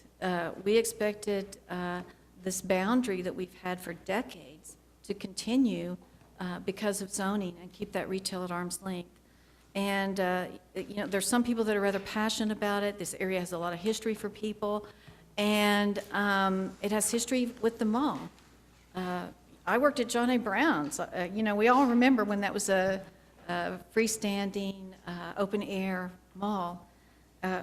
we're not against development, and I didn't want to address that here, but if you read my letter, you know that we're not. We're for the city, we're for the consumer choice in retail and shopping. We just don't think this is the appropriate place. It's going to change the dynamic of our entire area, and it's a beautiful area. One thing that I do want to mention that I find really disturbing or distressing about this process, it's been mentioned several times that there has been over 1.5 years of due diligence by the applicant, by the chamber, possibly by various interests of the city. And in this 1.5 years of due diligence, I wonder where we were considered with this zoning. To me, the zoning shouldn't be the final hurdle. It should have been the first hurdle. We should have been here 1.5 years ago having this discussion. You know, we were rather, I feel like we were rather marginalized in this process by being at this point in time. The only other thing that I really have to say today is that we just, you know, as I think it's important to this process that we are heard and that our voices are heard. I think it helps to legitimize this entire process. And that's what we want to be today, is heard in our opposition against this rezoning. And I'll kind of stand, like I said, I wasn't going to address all these little peripheral areas of noise and weeds. I addressed that in my first letter that I presented here 2 months ago. But it's been mentioned several times and in the staff report that a tree-lined creek is a buffer for our neighborhood, a visual buffer and a physical buffer. I would kind of challenge all of you to drive by that creek today with the amount of leaves that have fallen, and after the ice storm that we may get this weekend. You know, we are a victim of ice storms, OG&E, tree trimming, and deciduous trees. I don't consider that, and I don't think any of my neighbors actually consider that a very pertinent border. I appreciate y'all for listening today and would appreciate your consideration. Thank you. Thank you. Lester Murray, please.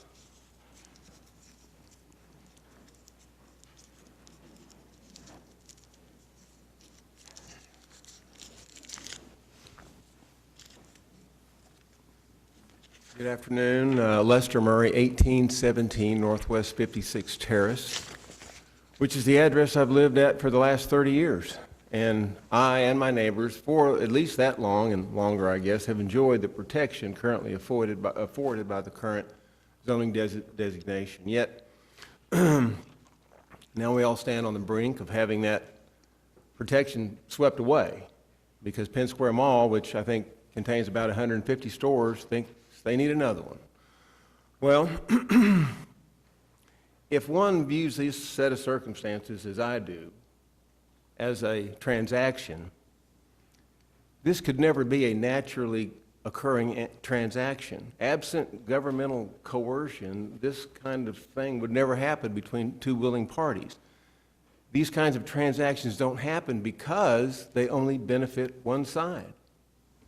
Approval of the applicant's request would give the mall everything they want. They want a new store, they want to rezone an area 4 times the size of the footprint of the new store, and the mall, the neighborhood only incurs costs. And I appreciate the Simon Properties' efforts to their concessions, if you will, or commitments, if you will. But I put forth that nothing that I've heard is anything that a good neighbor doesn't do anyway.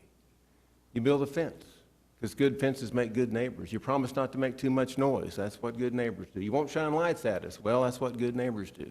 And you police your trash responsibly. I wish they'd have come to that conclusion years ago.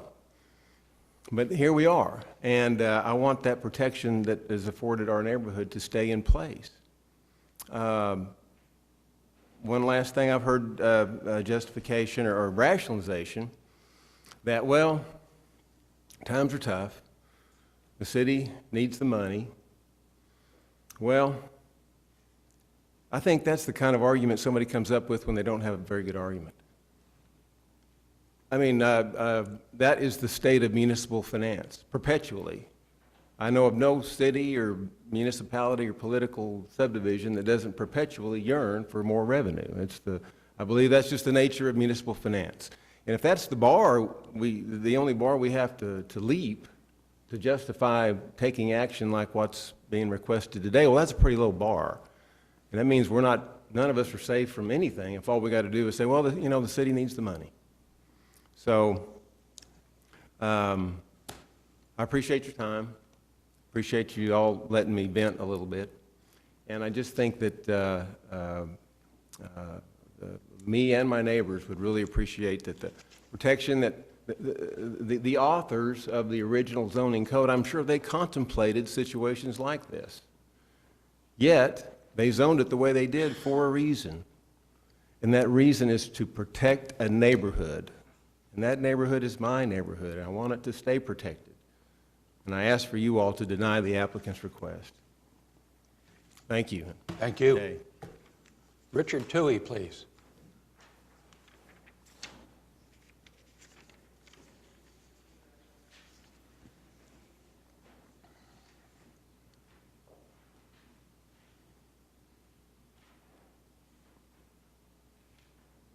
I'm Richard Toohey. I live at 2013 Northwest 56th Terrace.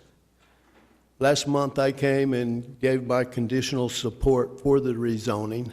That was my personal opinion. Today I'm here as a spokesman for Wildman's 8th Neighborhood Association. And as the president of the association, I was reluctant to take a side until the majority surfaced. I watched the petition and I tried to determine, basically I didn't have full access to the petition, but anyway, I think that 45 homes represented out of the 97 are on the petition, which is not the majority. So there's a lot of people that the petition was growing, a lot of people wanted their names off the petition, there's some people signing on to the petition at the same time. So let's just call the petition a large number. But the petition is different than the neighborhood association, even though there are some people in the neighborhood association on the petition, not all. Okay, Thursday we went to the neighborhood association, and I could see right then that the neighborhood is very divided. And as a board, we called a board meeting to determine if we wanted to take a stance and what stance we wanted. And we tried to consider everybody's thoughts, including the neighbors, the mall, the city, the surrounding neighborhoods. We also took into consideration the results of previous rezonings. We understand the benefits of economic development, and we also understand the need to revise laws to encourage economic development. But we feel like this is all being done at the expense of our neighborhood. So I came up with a proposal. Mr. Box touched on most of the points, so we won't go over that again. But we just want to be part of the SPUD. We want to have a voice. And right now, our only voice or our only part of the SPUD is been sacrificed. No one has really communicated with us in a proper manner to consider our thoughts. So, and I take issue with what Mr. Box said, because being the president, I have been for 2 years, but from year 2000 on, we had a previous incident with Belle Isle Station, and as a commitment from Belle Isle Station, they agreed to participate in the beautification of our neighborhood and provided us with a covenant that today, on an annual basis, we get a check to contribute to the beautification of our neighborhood for the sacrifices we made. So what the neighborhood association would just like a voice, would just like to be considered in this process before you vote or be part of your vote. So that's all I've got to say. Thank you. Jeff Mercer. Not here. Ryan Lurch?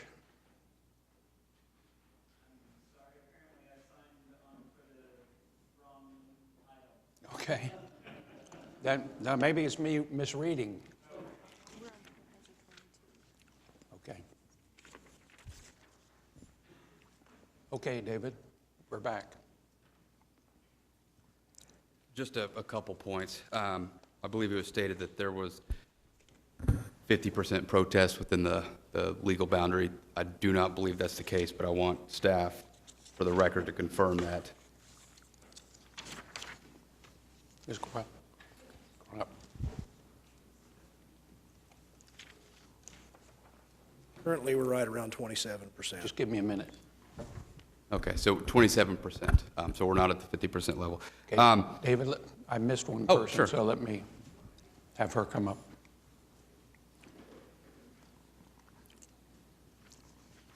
I had everything out of order up here, I'm sorry. You would be That's Judith okay. Coyle? Thank you. Judith Coyle, 1837 Northwest 56th Street. I don't have anything new that others have not said. What I ask you to do is consider the zoning that was set in when our neighborhood was set up. That was for our protection so that we could know that our neighborhood would remain the same and protected from the activities of any retail activity in Penn Square. What we understand is there is an opportunity to build office buildings, and that would be in compliance with the current zoning. A change in the zoning would be to negate those intelligent decisions that were made by our developers and on which we have all depended when we bought the homes in the neighborhood. I ask you please to consider this is only monetary for the Penn Square people, does not advantage our area at all, and I ask that you not approve the change. Thanks. Thank you.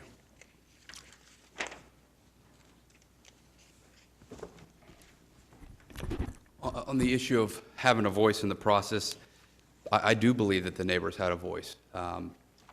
Ms. Powers should be commended. She's put forth a significant amount of time and effort in meeting with the neighbors, in meeting with us, in visiting with us.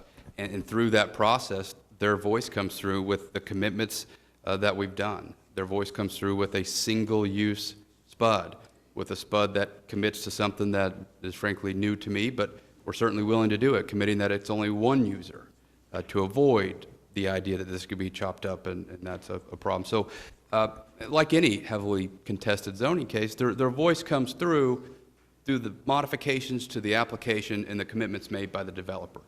Just because an application might get approved doesn't mean that voices weren't heard. We think we've tried and attempted our best to work with them, to come up with a plan that is not just good for us, but also good for the neighbors and good in creating buffers, and we think we've done that.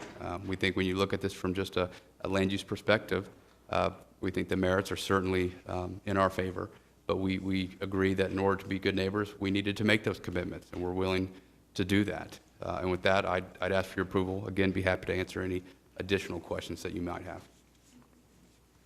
Commissioners? This has been, a long and kind of difficult process. We have met twice on this matter, once just days before it was heard the first time, and then we continued it so that we could have a meeting with the neighbors. And we made sure that notice went out as best we could facilitate that, and folks that are here today were helpful in that process. Make sure that the members of both Wildman's and Belle Isle neighborhoods were aware of the meeting and could attend. The city actually sent notice of the meeting out using the ownership list to make sure that at a minimum all of those people were notified. We, from the very beginning, absolutely the very first day that we met on this application, there has been a divide of opinion. There are those people in the neighborhood who are just opposed to any change of zoning. They want to retain the zoning they have. As you've heard expressed, they see it as their buffer and their protection. And frankly, I have not traced the whole history. I don't know when that was put in place, but I'm willing to assume it was probably part of the rezoning of the Penn Square Retail Center at the time. You know, it followed the model that was used at that time of having commercial at the corner and wraparound office, and then wraparound R4, which didn't turn out to work out so well, but then, you know, moving outward to single-family development. That's actually not the use that, or the model that's in use now, and the current OKC plan identifies this piece of property, the Penn Square location, as a, you know, a commercial center, a regional commercial center, and it encourages density and encourages the support of that use at this area. One of the things, and I would hate to think that I have not been listening to the people that I have been talking to over the last month or so. I mean, I've heard very clearly that some of them are just adamantly opposed to it. Others have been either concerned that it was going to get done no matter what, they said, or they were, you know, actually supportive of it, or they, you know, had sort of mixed feelings about it, but were willing to contribute to a process of trying to design some amelioration. And so it's kind of proceeded on those dual tracks, you know. I have to say that from that very first meeting, Mr. Vosper has made himself available and agreeable and amenable to considering and agreeing to any kind of reasonable request for amelioration of the impacts. The very first thing that you know, was asked of him was whether they would close off that egress at the far northwest corner, and I kind of, you know, gritted my teeth. I thought, no way, and he said, sure. You know, I think because of the sort of dual tracks, maybe there's actually three, because within the community of folks who are willing to negotiate some amelioration, there's divided opinion about things like whether the fence along the northern property line is more of a problem than a solution. They've apparently had some issues with, you know, homeless people along the creek, and they're not sure whether they want to do that. Similarly, with that egress at that far northwest corner, there are people who think absolutely it should be closed, at least to vehicles, maybe maintained as a pedestrian access. And there are other people who think, no, that would be a terrible idea, and it would make the traffic situation worse, and, you know, it needs to stay open. So there, even here today, I mean, there are some decisions that are still going to have to get looked at if this gets approved. One of the things that has kind of influenced my thinking on this has to do with that zoning that's in place currently. Now, I'm very sympathetic to the concerns that the neighborhood has about intrusion from the commercial use to the south. I totally get that. I live in a very traditional neighborhood. It has commercial development at its borders. I know that that is always a concern. But in this case, I have to say that many of the people that I have talked to have expressed sort of leftover, if you will, concerns, what-if concerns about the development that occurred at Belle Isle Station, which we can all agree I think was pretty disastrous, and the process that was gone through to have that occur was not satisfactory. And I think a lot of people still have hard feelings about that and are concerned that this is going to, you know, duplicate that and it's going to be a mess and so on.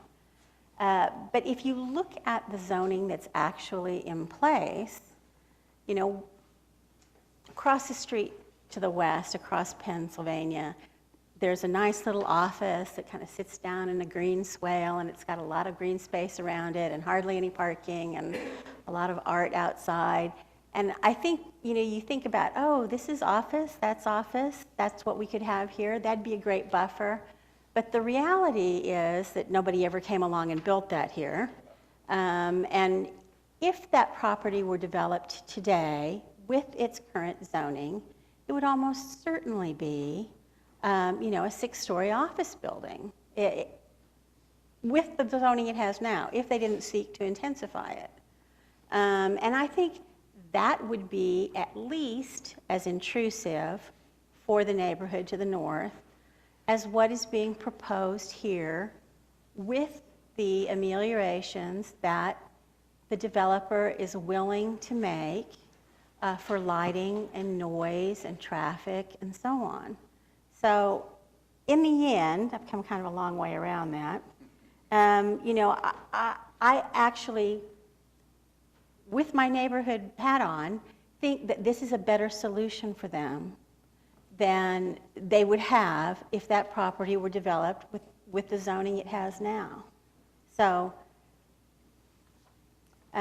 if there's not anybody else who wishes to be heard on this matter today, I'll make a motion to approve it.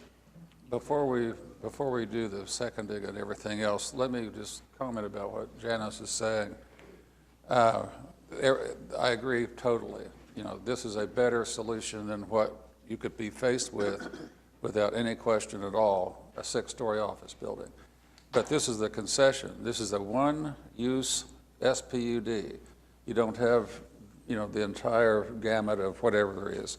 It's a one-story building. It's retail. The lighting concessions, I would think, would be extraordinarily beneficial to the neighbors. You reduce it down, and that's what you did. Trash pickup times, fencing if you want it, the signage. There's no EMD. There's no billboards. There's no flashing anything. And then also, one of the requests, I think you said, David, of our commission is to decide upon whether or not to close the street. And I would be reluctant to close the street. I think it's because Penn Square is so crowded anyway, it's an exit out of there, although I've never used it all the times that I've been there, but it's out there. And also, that would be beneficial to people, it shouldn't be closed. It's a way out of there. So, I confirm everything you said, Janice, and now I'd second the motion. And I'd like to go ahead, David, if you've got something you want to say before. I just wanted to make sure that, Janice, that you add the TE to incorporate the commitments into the SPUD document. Absolutely. But I want that to be left. Okay. And just one comment I want to make to sort of straighten something out. The neighborhood is involved in the discussion at the right point in time, because you don't get a zoning request until somebody's got a notion of what they want to do with the site.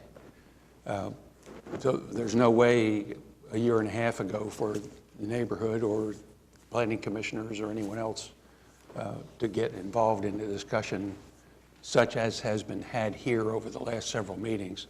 So this is the right time, this is the right venue. And I do think, as I have watched the process, that the neighbors have had a great deal to say about how this actually comes together at the end of the day. So with that, we have a motion and a second to approve item 19 as conditioned with the... What are we going to do with the road? Sir? The cutout, the turnout.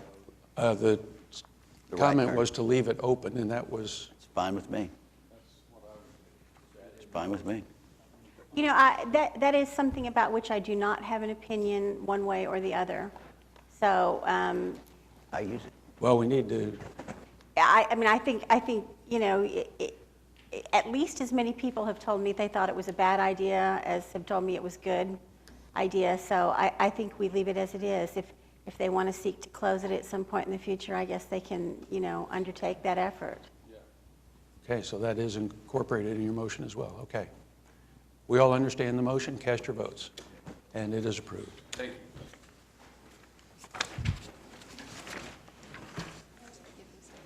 Yeah.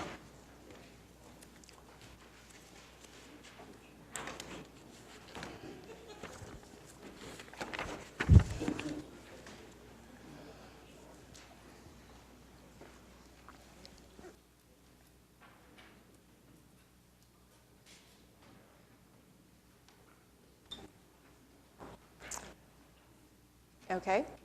Item 20 was continued. Item 21 is SPUD 929 to rezone 8335 Southwest 59th from PUD 1365 to SPUD 929. Good afternoon, David Box, 522 Colcord Drive, here on behalf of the applicant. What we have before you is a spud on slightly less than 4 acres, and what we seek to do is to incorporate some commercial uses. I would like at the outset to go through a couple of uses that I know I've spoken to a few of you and go ahead and take out. We are willing to take out drinking establishment, gasoline large, gasoline small, greenhouse, and the 2 lodging accommodation uses. We do agree with the technical evaluations. As the commission knows, the nature of this area is kind of undergoing a change with the new OTA project. There will be a significant amount of traffic that is new to this area after that. That's why our belief is that some form of commercial would be appropriate here. We do have personal storage in there. We have incorporated the language that the Planning Commission demands of personal storage units with facade, pitch roofs, et cetera. We do agree with the technical evaluations, and we would ask for your support. No one signed up, commissioners? Perhaps we need to add a TE to delete the uses that I mentioned.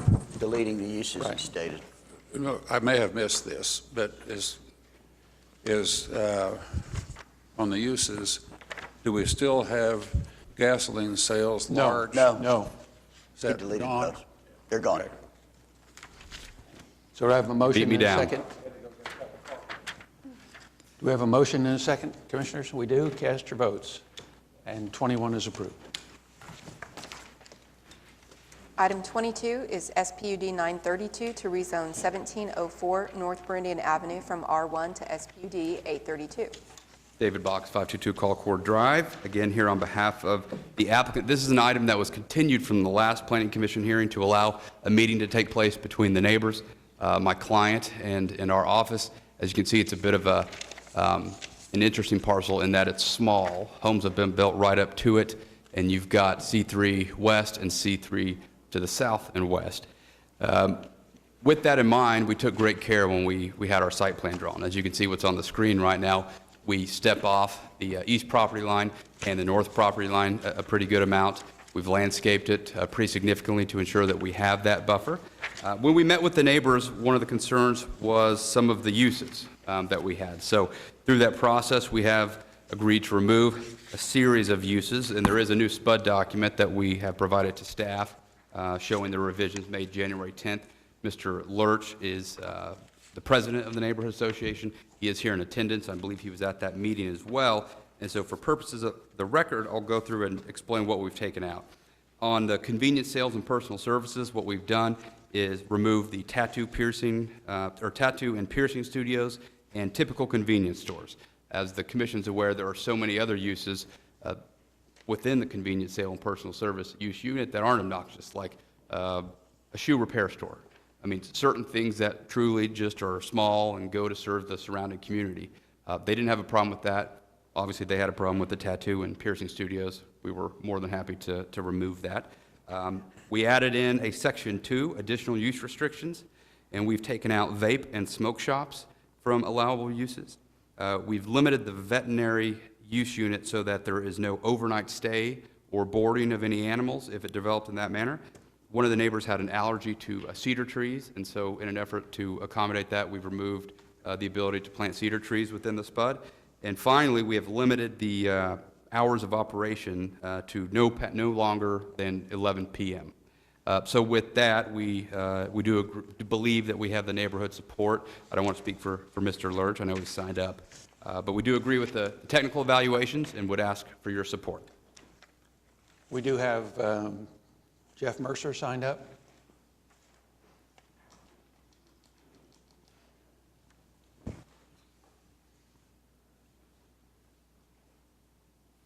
If you'd give us your name and address, please. Jeff Mercer, 4431 Northwest Oklahoma City, Northwest 16th Street. I don't object to it. The only concern I have would be lighting. I liked his suggestion about the Penn Square Mall, dimming the lights during the evening or something like that. I asked about it at the meeting. He said it was within the commercial lighting. I kind of would have reconsider that, kind of dim it during the evening time so it doesn't shine in my kitchen window or my bedroom window or anything like that, since my property is just east of it. Okay? Thanks. Thank you. And Mr. Lurch is the neighborhood leader in support, is that correct? Yes, sir. Yes, my name is Ryan Lurch, 2220 North Quapaw. I'm the president of the Musgrave Pennington Neighborhood Association. And our association has met, we've worked and made terms that we're agreeable to with for this transition. It's our impression that nobody's ever going to build residential there. It's ideal for commercial. People are interested in building commercial, so we just want to work towards doing what's best for preserving our neighborhood, and so we've worked with them. The latest version I have is the revision January 10th, 2017. The terms in there our association is agreeable to. Okay, thank you. Thank you for coming down. I want to come back to the lighting, because, well, I personally think lighting is obtrusive. And I just cannot agree more with, if I was right back behind that, I'd want some concessions with respect to lighting. So what are you telling me about lighting? Cindy, we put up the site plan again. I'll tell you that the code now does require that you shield and direct light away from residential subdivisions. So that, coupled with we're set off about, 20 plus feet on the east and about 20 plus feet on the north with heavy landscaping. Any lights would obviously be in that parking lot, so a good amount of distance to the west. I will tell you, the Penn Square Mall. How tall are your light poles? That I don't know. I mean, we are not ready to move forward right now.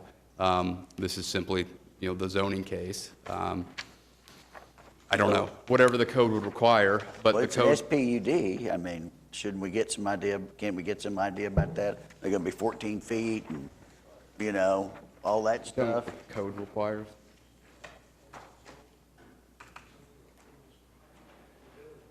As tall as the building? As tall as the code requires for the building? Why don't you come on up?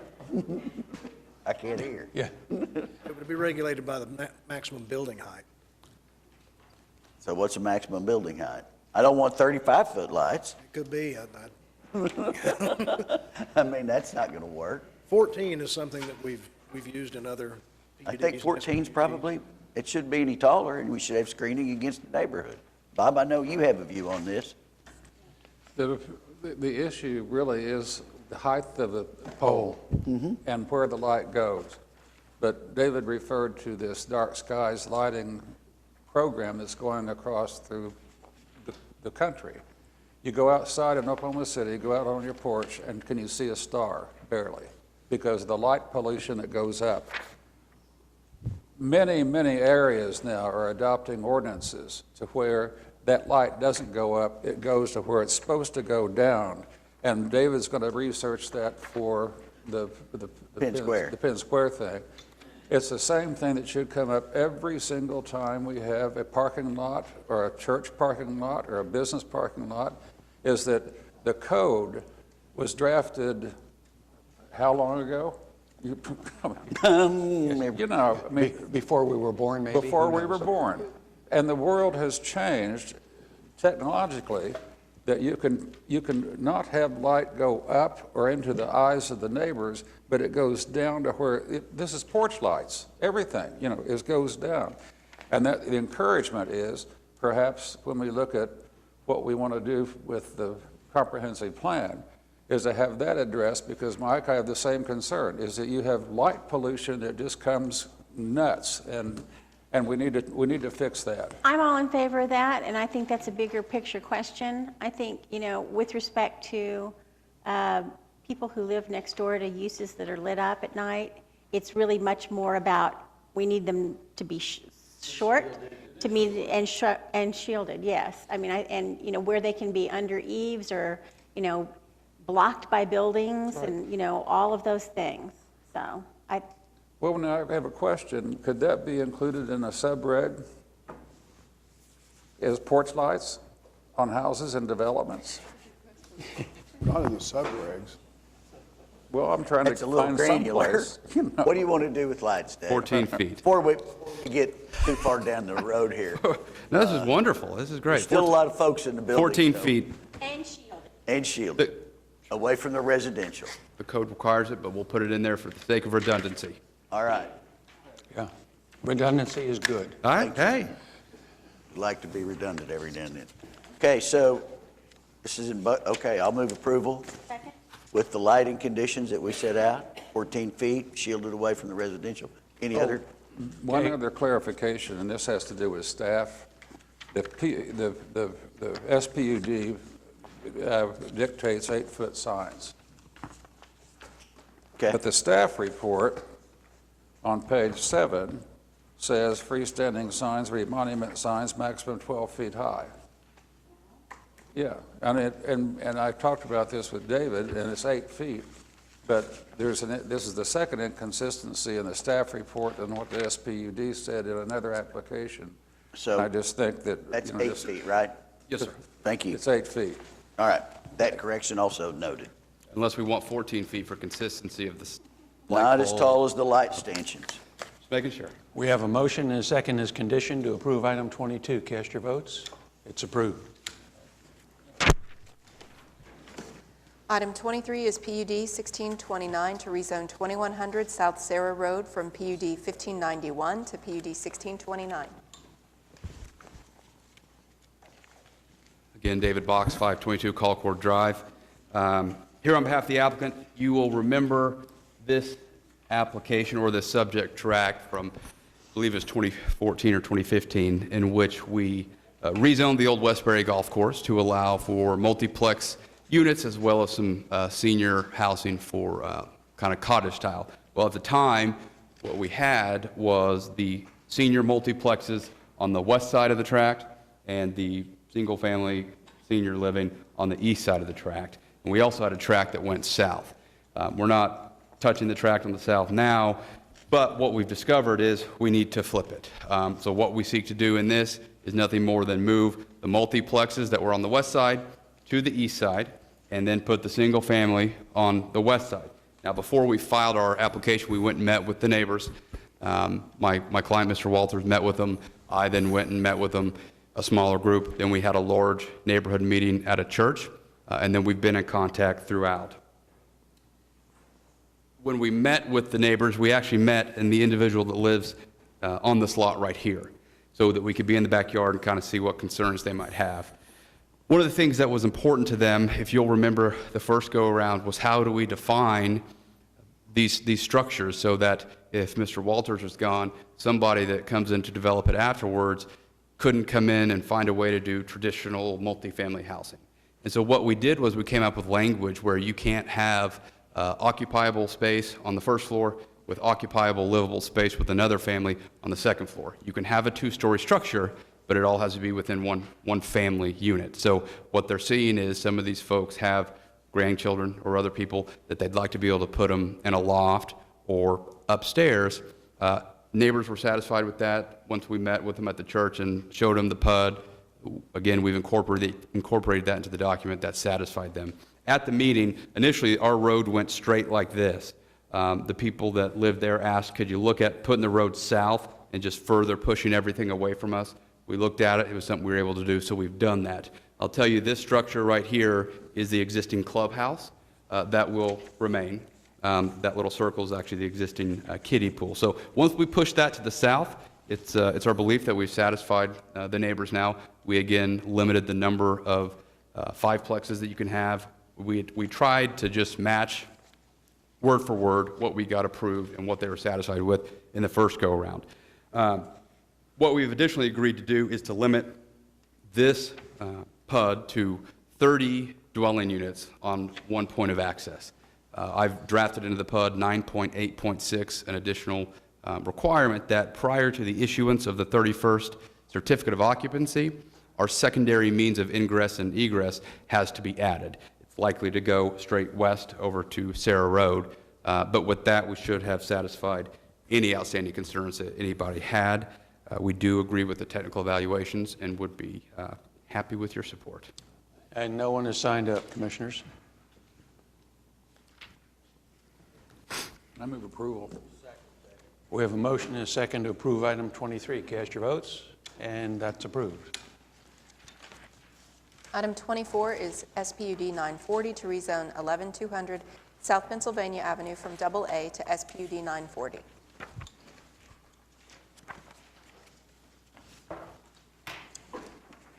Hello, Warren Wolfenkohler, 11309 Greenbrier Chase, Oklahoma City. I'm here on behalf of the applicant today, requesting the rezoning of the property 11200 South Penn to O1 Limited Office. I'm here to take any questions. Okay, no one has signed up. I wanted to consider a TE number 4 for tree preservation of existing healthy trees. Definitely, no trees will be removed from the property. Okay, well, so we'll add that as a TE then for Okay, number great. 4. You're agreeable with the other 3 TEs that are in the staff report? Yes, sir. Okay, no one signed up? Are you agreeable with all of the information in the staff report, Yes. specifically the parking? You know, no parking in front of the building. Okay, I did not see that in the staff report. I believe that's, Well, that's in the TE. No additional parking shall be located within the front building setback. yeah. Yeah. Okay, there's already an existing driveway there now. So you're saying that existing driveway cannot be used because it is in front of the No building? parking. JJ. Well, Any additional parking, the driveway is fine, it's just any additional parking we don't want in that front building setback. okay. Have to be Now, on the sides. the Exhibit B showed the additional parking at the time. That's why I asked the question.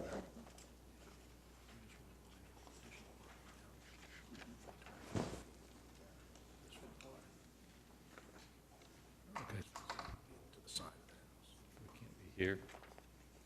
Is that allowed? So basically, I have to just go 25 and go back this way. Okay, but there, I can put parking here. Okay, I'm in agreement with that. That's no problem. Okay. Okay, good. I also had a question as I'm looking through the signage. No freestanding accessory signs, attached signs only, non-accessory signs specifically prohibited. But it doesn't say anything about EMD.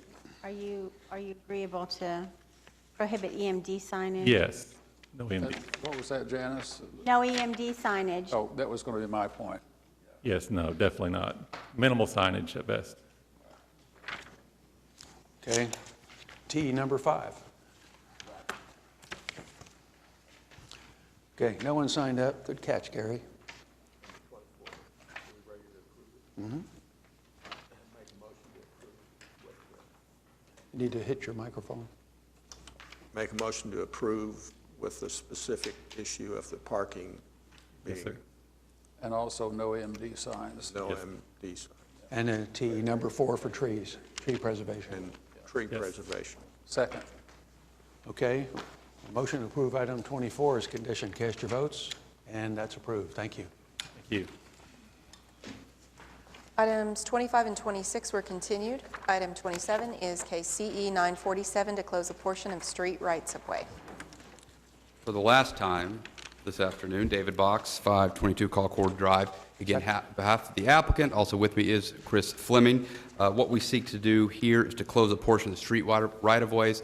The plat has an archaic term called a park line. We spoke with the title company. Their best guess is it's just as it sounds. That was a platted parking area, perhaps. So what we seek to do here is to clean that up. I believe staff has let you know what is reflected in your staff report was an error. We've spoken with Public Works and City Attorney's Office, and everybody's on the same page and is okay with us moving forward today. So with that, we would ask for your approval, be happy to answer any questions. So we don't need, well, it wasn't a TE, but a continuance, okay. Right. All right. No one signed up? Take a motion. I move to approve the application. We have a motion and a second to approve item 27. Cast your votes, and it's approved. Thank you. Yep.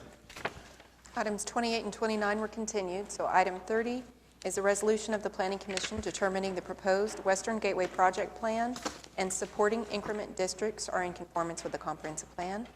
And Kathy O'Connor is here to do a presentation on this item. Good afternoon. Glad to be here this afternoon to make a brief presentation about the latest TIF district proposal that is under consideration and going through the regular process. As you all know, a part of the process to approve a new tax increment financing district is that the Planning Commission is required to review the project plan and determine if it's in conformance with the Oklahoma City Comprehensive Plan. So with that, we'll go ahead and get started. The project plan before you today is called the Western Gateway Project Plan. It's the project plan for the Wheeler District area tax increment financing district. The purpose of the plan is for the redevelopment of the blighted area that is comprised of the what was formerly the downtown air park and the area around it. The developer for this project purchased the downtown air park in November of 2006. They are proposing a 150-acre master planned development that you have already considered a plan unit development for and have approved, and the City Council has approved. As I mentioned, it's an ambitious project that's in a blighted area. They are proposing about $2.5 million square feet of development, 2,000 units of housing, a little bit over $570 million in investment planned for the area. The plan does have a 10 to 15-year implementation horizon, and as maybe you all are aware of in some of the previous presentations that we've done, in this one, the developer does plan to assume all of the risk for the cost of the infrastructure and creating the increment that is a part of the tax increment financing proposal. This is actually what we would consider a project TIF as opposed to an area-wide TIF. Several of the other TIF districts that we have cover a broad geographical area, such as the one that we have in downtown or Quarter Shore. This one really is considered a project TIF, mostly because the property is under one ownership. It does comprise about 10 different development phases over the life of the two TIF districts. There are two TIF districts proposed, District A and District B. The first one is on the west side of Western Avenue, and the second one would be on the east side of Western. They plan to begin development on the west side first, and there is a component of this project plan to provide funding through the tax increment revenues for an elementary school and a mid-high school at some point in the future. As I mentioned earlier, the developer is assuming all the financial risk in this development. They will use the tax increment revenues to fund the infrastructure costs up front. The increment from the development that's created as a result of that infrastructure, the private development, the increment that's created will then reimburse the developer's costs for putting in that infrastructure and his financing costs. So the assistance that's provided to the developer through the tax increment district is in the installation and financing of infrastructure. That includes water, sewer, drainage, streets, all the traditional kinds of infrastructure, open space, the soft costs associated with that, parking structures and parking lots, riverbank improvements and docks, and security infrastructure. As I mentioned earlier, a PUD was approved earlier this year, June of 2016, that set out the design standards and expectations for the development in this area. If you remember, it contemplates several different types of development, single-family housing, multifamily, commercial uses, to build a new town center, basically, in this area of Oklahoma City that will appeal to a wide variety of people and types of uses. Just some renderings from that, from the planning work that the developer's already done. You know, sure you all know that this is the location of the Ferris wheel, and it's already there. And again, this is just a look at the master development that was a part of the planned unit development. The total budget for the TIF is $120 million. There is $60 million set aside for infrastructure improvements, $20 million for an elementary school, and then another $40 million for a mid-high school at some point in the future. Again, these costs are plus any financing costs for the infrastructure. The increment is, the revenues are split into two phases. In phase one, the increment revenues, 75% of the increment generated will be used to reimburse the developer for those infrastructure expenses, and then 25% will be placed into a fund to fund the elementary school. In phase two, because all the infrastructure will have been completed, 100% of the increment will go to a fund to be set aside towards funding the mid-high school. And this, we've set out key business terms as a part of this project plan, how we expect the developer to be reimbursed for his expenditures, the amount that would be eligible for reimbursement through the TIF. So as he creates incremental value, the amount that's eligible for reimbursement would also, would at first, more would be eligible than as we go further on in time. So at the first $80 million in private investment, 20% of that value, or $16 million, would be set aside to reimburse for the infrastructure costs. So again, this is a project area, a project TIF versus an area-wide TIF. The developer is assuming all the risk. The developer has to create the increment in order to receive it. There's no city funds that are going to be pledged to this project, no city financing costs or lines of credit or anything that would be entered into to help finance the construction. The developer is prohibited from financing the infrastructure improvements through the Humphreys Investment Fund.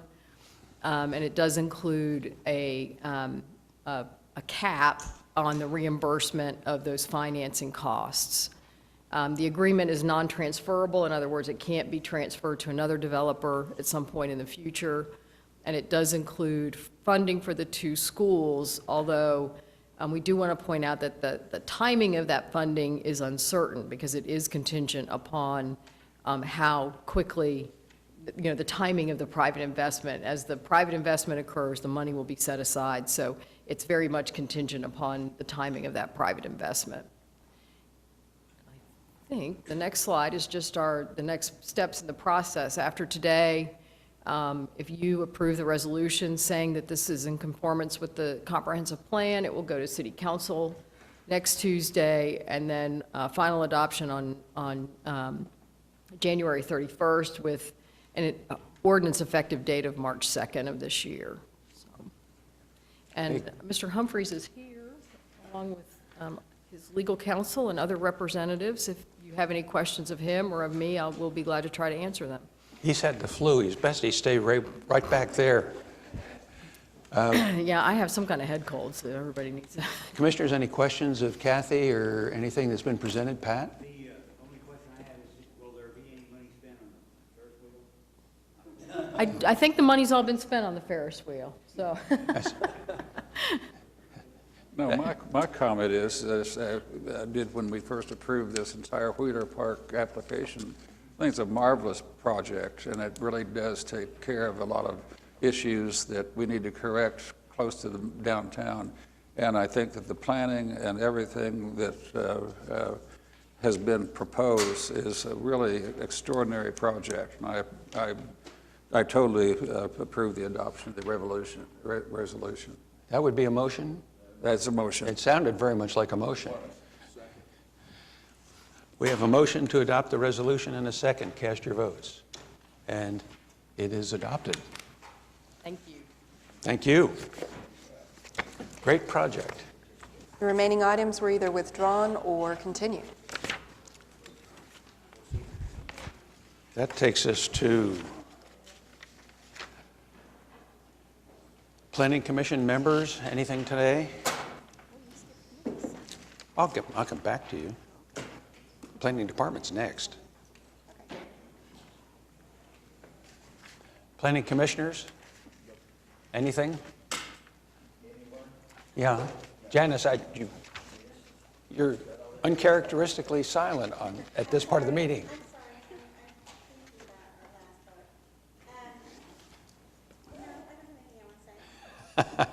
Okay. Planning Department? Yeah, I just wanted to confirm that when we met, I think a month ago, we determined that we'd establish a new Planning Commission subcommittee for the Development Code update process. And I believe 4 planning commissioners volunteered, is that correct? Okay, so that would be Bob. We can't remember, can Bob we? Bright, Janice Powers, John Yokel, and Mike Hensley. And just wanted to say that our process is kicking off next week. Our consultant is in town. We have multiple interviews with various focus groups to explore issues in our development codes. Planning Commission representatives of the subcommittee will be interviewed and have time to discuss some of the things which we brought up today in our meeting that we deal with on a day-to-day basis at Planning Commission. And it is an opportunity for us to improve our codes. And as you mentioned with the Wheeler PUD, there's a lot of things with subdivision regulations we need to look at and update for today and what we want to see in terms of development quality, make things easier for people to do, more transparent in the process, and better development moving forward. So our department is incredibly excited, probably as much so as you, to do this process. And I also wanted to highlight the GO bond for 2017. It was mentioned today as well. The 2017 GO bond package is something that is going to be going to City Council to decide what items make the 2017 bond issue package and then go out to our voters in September to approve. And we do have several public meetings, and we do invite everybody to participate. There are 8 different workshops that are going to be held around the city in January and February. So I wanted to highlight the ones coming up in January. The first one is on Thursday, January 19th at Bishop McGuinness High School from 5 to 8 p.m. Then Saturday, January 21st from 11 to 2 p.m. There'll be a workshop at Patience Ladding Northwest Library. And on Wednesday, January 25th. Say what time for the one on the 22nd? 11 to 2 p.m. Okay, thank you. And then on Wednesday, January 25th from 11 to 2 p.m. at Leadership Square in downtown. The full schedule for all the workshops is on our website, okc.gov/GO. Press releases are going out. The workshops are not the only way that people can provide their input. If they can't attend a workshop, they can submit survey forms online. We also have an app you can download on your phone at OKC Connect, which you can enter in specific project ideas and drop a pin on a geographic point in Oklahoma City. So multiple ways to provide input. We will be collecting public feedback over the next 2 months, and I'll let you know if there's any other opportunities as they arise to reach out to your constituents in your ward and interact with people about needs. I have a question with regard to that. The CIP bond issues are supposed to conform to the master plan, is that correct? I kind of think historically that's probably not been the case. They've just been projects people have requested that the council have felt they needed to respond to constituents about, but they haven't really furthered the purpose of the master plan. And we've now got a master plan with, I think, more direction in it than we have had in the past. What are we doing to see if the projects proposed and being considered, in fact, further the plan or are, in effect, unrelated to it? I think we have reviewed all the CIP proposals, though, at Planning Commission and made a recommendation to council. That was one of the steps in our You're talking processes about that we do. historically. Yeah. Well, that's because the bonds were already approved and the projects were already approved before we ever, The bond issue does go to Planning Commission for a recommendation to council, and we also anticipate that we'll have opportunities to get together with a study session of Planning Commission once the full list of the package of proposed projects is in place, before it goes to City Council to finalize. So Planning Commission will have an opportunity to review those projects, the priorities, the public feedback, the technical information that staff's providing, and that does, by state statute, require Planning Commission's approval, or Planning Commission's recommendation that it's in conformance with the comprehensive plan. okay, I guess my question goes to something a little further, which is, as these different meetings occur and so forth, what kind of guidance are we providing to people who are asking about projects and proposals and how they tie into the master plan as opposed to someone saying, well, my street needs to be paved? At this point, there's really no way for us to interact with everybody that's going to be submitting their ideas to us through No, website. but if we're having a public meeting and we've got public meetings scheduled, what sort of guidance are you providing, let's say at the beginning of that meeting, to let people know that that's really the direction these need to go? There are so many facets to that. It's not a part of it. It's receiving input and then filtering the input and letting you sort through and make the recommendations about the projects. I think it's more like when It's a it comes collection to of us information. for our recommendation to council. Right. At that point, and I'm assuming staff will be giving us some guidance about whether these things we are recommending are in fact in conformance with the plan. Once we get a full list of potential projects plus public comment and feedback, we'll be able to analyze that information. We'll be able to look at the priorities in Plan OKC. We'll be able to look at the technical information for things like street condition, pavement rating, layer all that information together so that we can package it up and roll it out through the recommendation and approval process of Planning Commission and City Council. Before that, it would just be incredibly difficult for us to work with each person who's providing their ideas to analyze it and say whether or not it makes the list or it doesn't.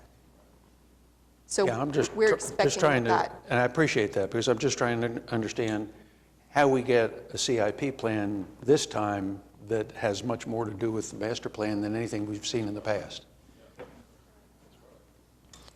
As our conversations have progressed on this, I have heard nothing from other city departments and our city council but a complete understanding that we do have a better comprehensive plan that will be utilized in helping to make decisions about priorities. And I think everybody understands that that's integrated into our consideration. Good, that's helpful.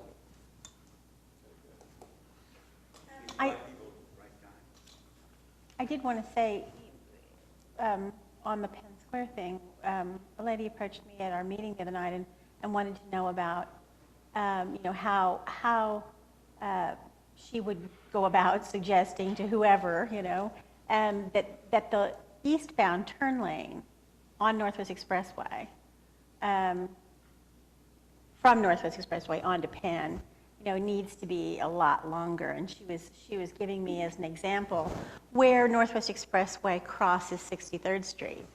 The, turn lane onto 63rd from Northwest Expressway is like a block long. And if there were that kind of 1 or even 2 lane turn off of Northwest Expressway onto Penn, it would really facilitate traffic. And I was like, that's a great idea. I have absolutely no idea who you need to talk to. But I happen to know, because of zoning, that David Box's clients own that south, I'm so bad about this, west corner where the old Salvation Army offices were. And we had discussed their decel and how they were having to deal with ODOT. So I was able to get an actual name and address for her of somebody at ODOT that does design on Northwest Expressway, which was helpful. But I also suggested to her that she go online, and look at the upcoming bond suggestion, process, and that she attend, the meeting at McGinnis. And so, it's kind of a multi-layered approach, but it is nice to be able to at least give some guidance to people about how they can have meaningful input. Okay. Thank you. Anything else from planning? Development Services? Municipal Counselor? Citizens to be heard? Other business? Adjournment? I move to adjourn. Good.